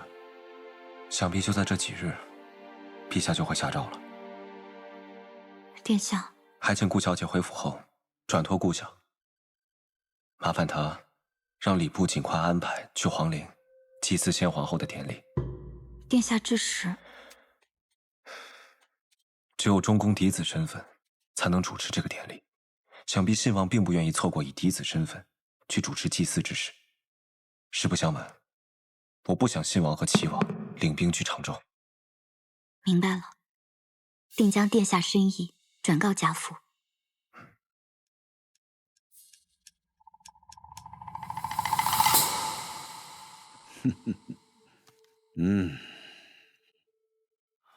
父皇，三弟在奏书上都说了些什么？他说他不想为难朕，特意请求追封他的生母为昭仪。当初三弟为了追封之事，连秦王都不想做了，还当朝让父皇您难堪。如今怎么又突然上书认错？所以啊，必须得下旨好好申斥。你看看，叫他闭门思过几日，他想明白了。三弟也可能就是嘴上说的好听，他心里还是在怨恨父皇。既然他已经认错了，我觉得还是追封刘氏为贤妃吧。毕竟你和莱儿的母亲都追封皇后了，那些大臣们说的也有道理。我就你们3个儿子，唯独他母亲被追封为昭仪，的确有些不妥呀。三弟偏偏在这个时候上奏书，我看就是想要领兵去常州。如果他一认错，父皇您就让他领兵，这未免也太过骄纵了。这怎么能让他以后畏惧父皇您的威仪呀？放心吧，既然闭门思过有用，那就让他再闭门思过一段日子。小薇，秦王都已经闭门思过这么久了，怎么突然才想起来要看他？他上书给皇帝，奏请追封生母为昭仪，但礼部成了皇帝的旨意，最终追封为贤妃。此事已成定局了。秦王已经退让，此事不是应该已经了结了吗？纷争是可以了结的，但是人的心要是受了伤，哪是能说好就好的？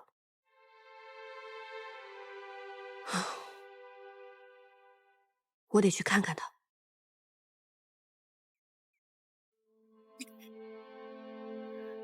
小薇，咱们好不容易翻墙进来，可这秦王府这么大，殿下会在哪儿啊？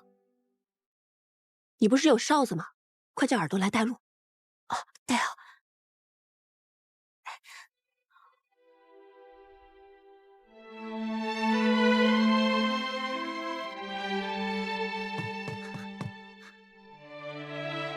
哎，桃子、何校尉，你们怎么来了？快带我们家校尉去见秦王。好，跟我来。走。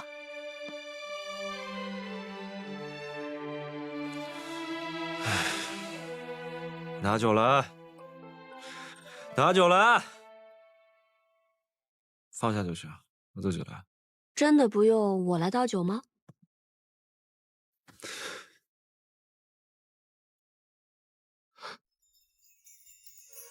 一人独酌，未免伤神。我陪你啊。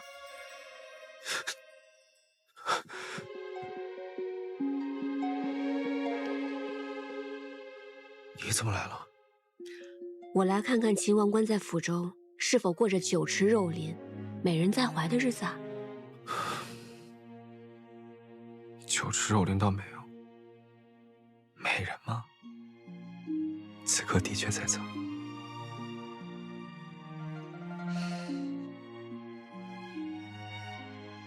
十七郎，你还好吗？不怎么好。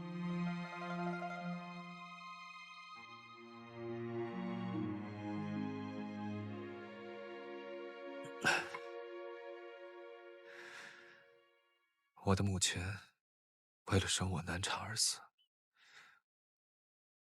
自从我来到这人世间，也不曾有过一日孝顺过他。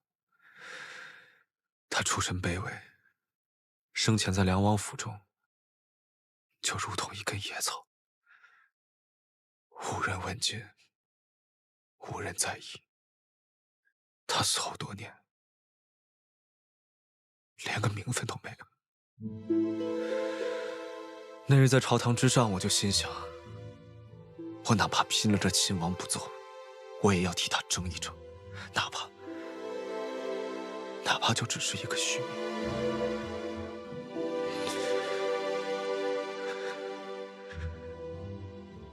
可就这么一个虚名，他们都不肯给他。父皇什么都不肯给他。从前我知道我父皇不喜欢我，他怪我克死了我母亲，我还以为他心里有那么一丝丝在意我母亲。如今我才发现，他对我母亲的死好像根本毫不在意。他嫌弃他出身卑贱，对他如同婢女。你说，我母亲为了生我而过世，是不是很不值得？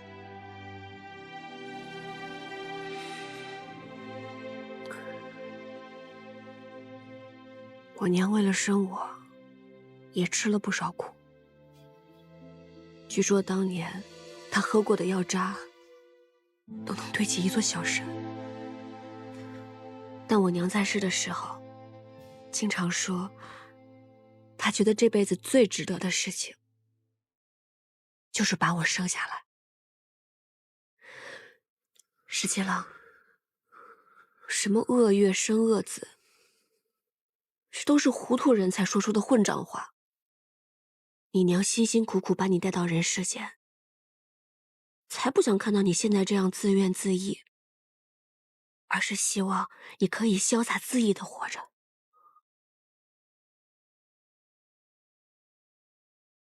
潇洒恣意，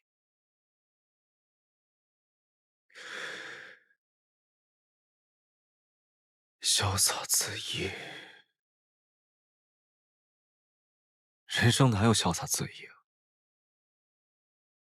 我本以为收复了西长京，就可以功成身退。可你看现在，这西长京里，这皇宫里，这秦王府，殿宇重重，勾心斗角，天罗地网。我呢？我连一件小事都做不到。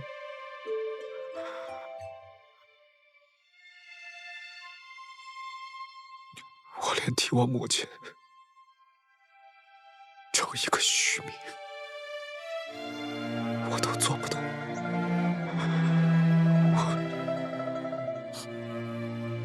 我不知道我还能做些什么。我觉得我好没用，我觉得我好没用。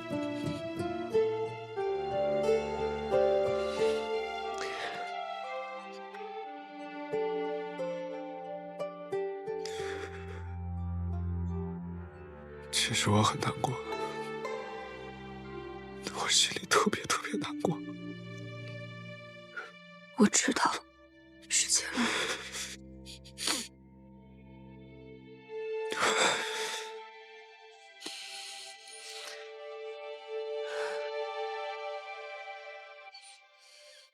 其实，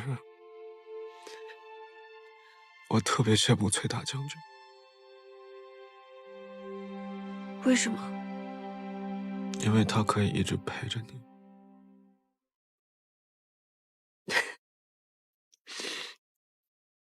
我这不是来看你了吗？可你待会儿就要走了。好，那我答应你，过会儿不走了，今晚都不走了。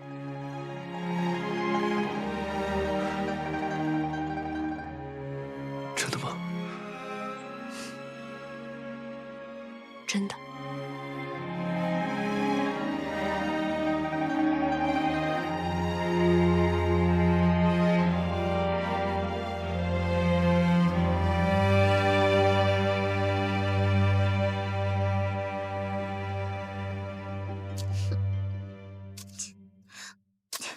桃子，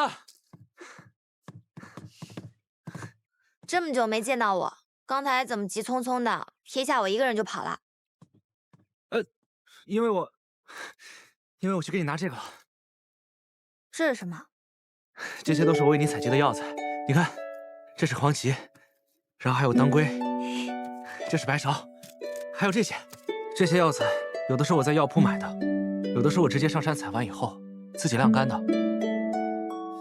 其实，我每想你一次，就会去采一次药材。每次想我就去采，那我看看，你一共想了我1、2、4、6，你一共想了我30多次啊。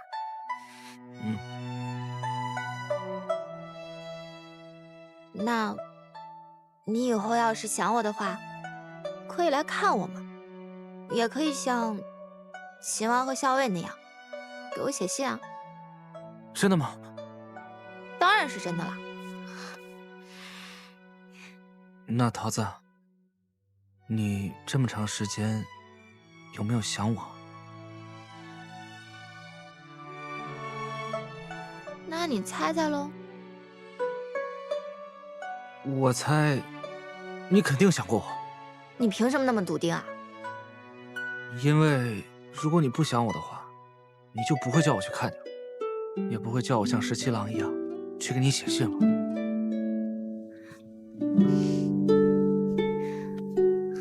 是吧？我就说嘛。算是。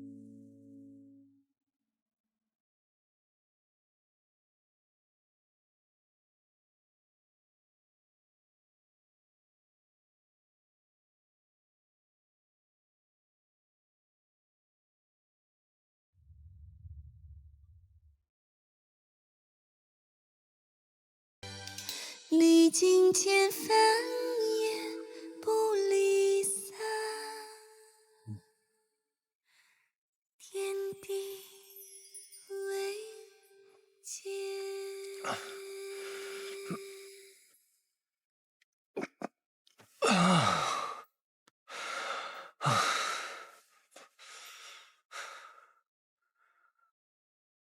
17郎，17郎，你终于醒了。现在什么时辰了？都过了50了。我记得我昨晚在亭子里喝酒，然后我就喝多了。我还做了一个美梦。做了一个什么梦啊？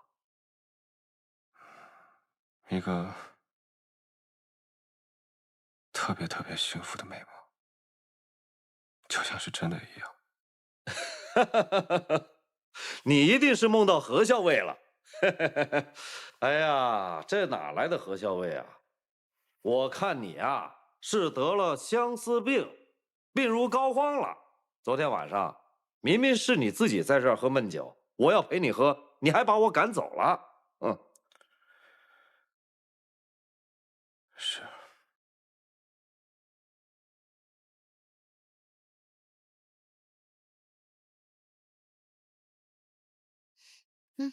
小伟，吃一点。你吃吧，我没什么胃口。可不是没胃口嘛，你一个晚上都没睡。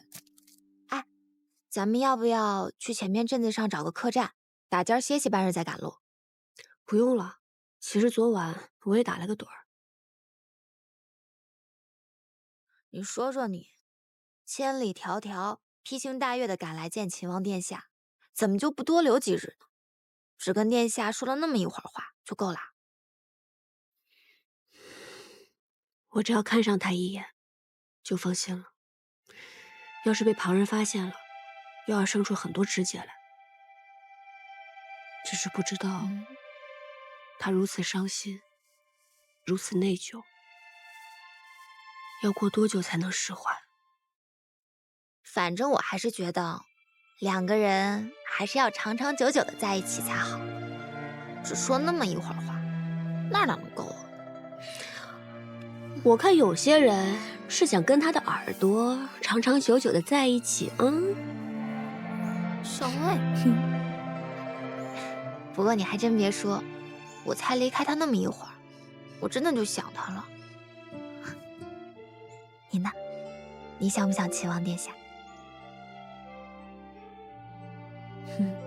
确实，一日不见，如隔三秋。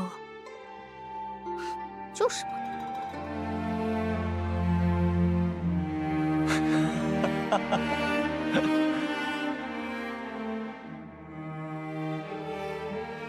十七郎，十七郎，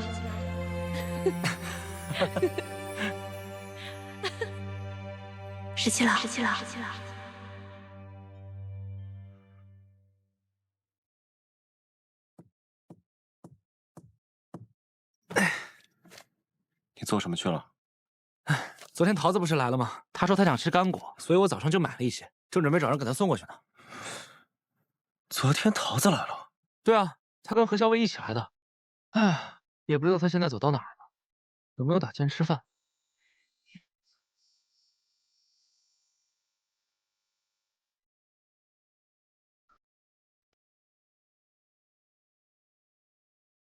他们什么时候走的？天不亮就走了。何校尉说不好让看守的羽林卫看到，所以他们天不亮就翻墙走了。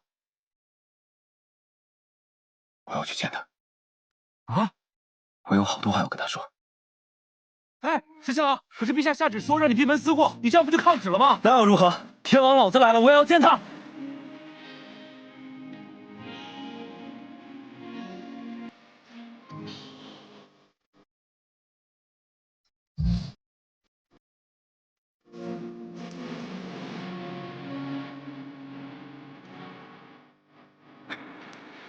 撤！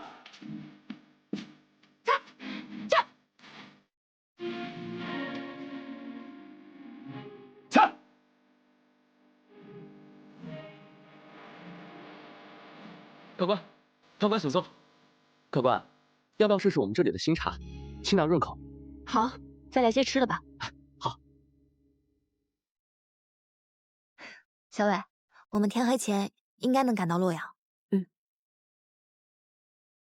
哎，你们家店还挺雅致，买茶还送花啊？两位请慢用。小伟，尝尝。好香啊！怎么还多倒一杯啊？还不出来吗？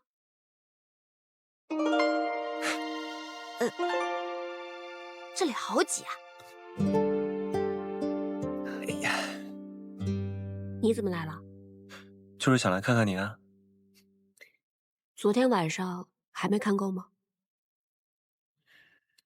昨晚呢，醉眼朦胧没有看清楚，辛苦了，这么远跑来看我，让你奔波劳累。心甘情愿，不觉得辛苦。过些时，我也一定会去看你。殿下出此言，不怕被误会吗？还以为你要带着兵来收回洛阳呢。我阿爹可是一直想着要跟秦王殿下在战场上一决高下，难道你要给他这样的机会啊？他若派你为前锋的话，那我8成要输，到时候束手就擒，难免会有些狼狈。你要手下留情。殿下放心，你若是真有危难，我定会出手相助的。好，德君一诺，敏感五内。但是秦王殿下实在是太勇武了，切不要给我这样的机会哦。借你吉言。那这样你就永远欠我一个人情，还也还不清啊。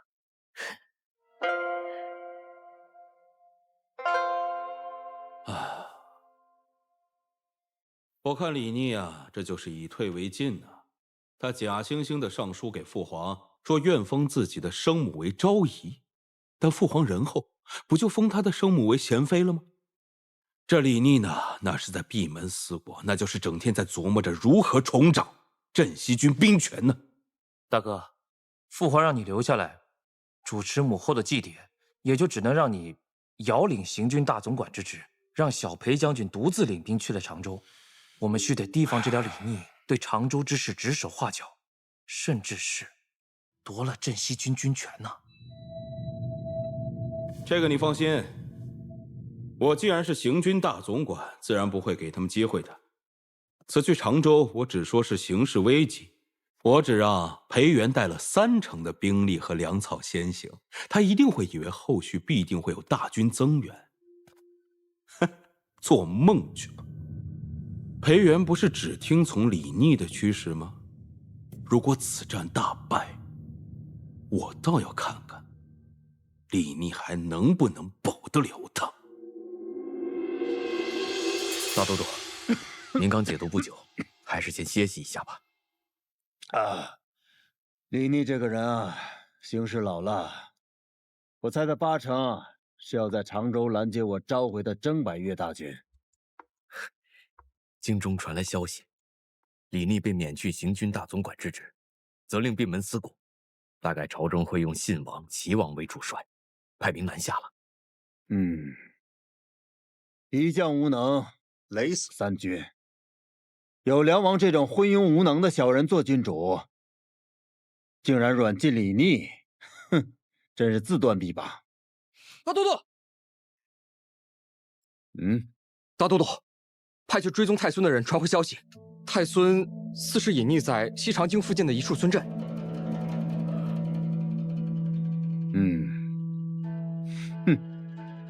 传令下去，生擒太孙，其余人格杀无论。是。唉，真是时也运也，天命在此，天助我也。哈哈哈哈哈哈。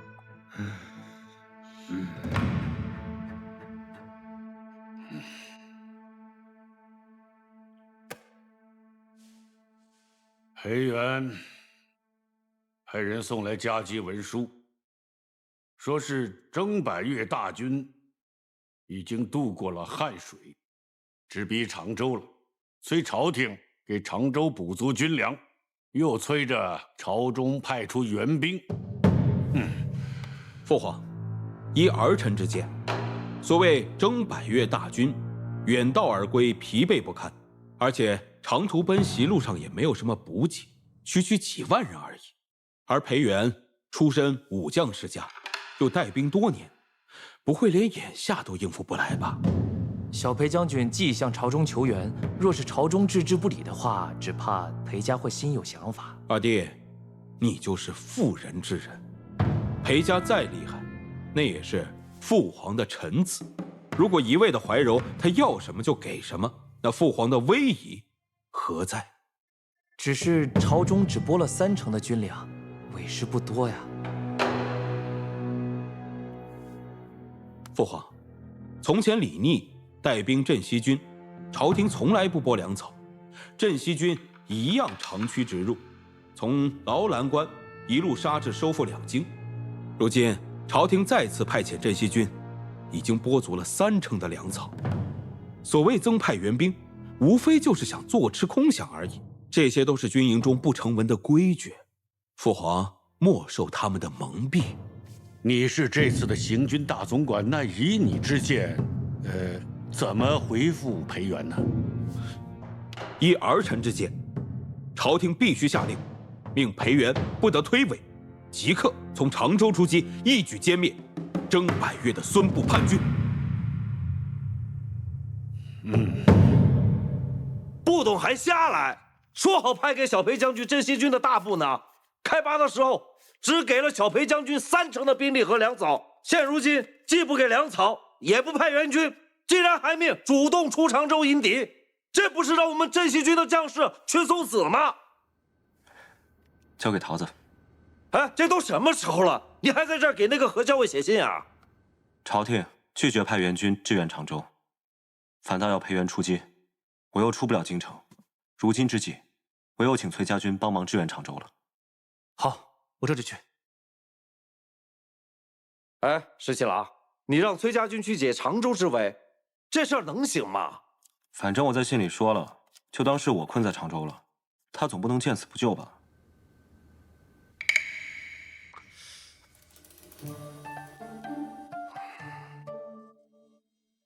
你看什么？我在看这天下第一小白脸儿究竟长啥样。该求时就去求，大丈夫能屈能伸。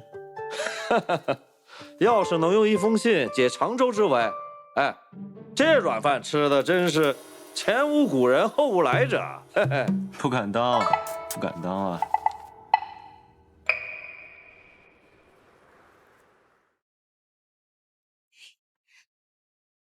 哦，睹物思人呀！唉，我觉得秦王殿下他做的不对。怎么不对啊？他心里肯定知道，校尉你一没事儿就会拿在手里摩挲玩赏，可偏偏要用稻草来做这个。那这3天2头给磨坏了怎么办？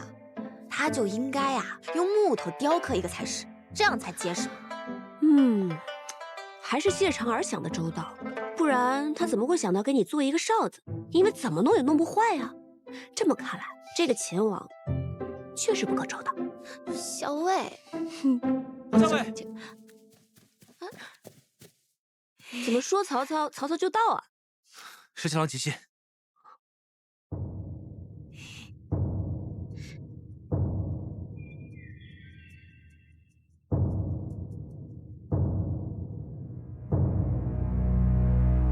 陛下，陛下，常州急报！如何了？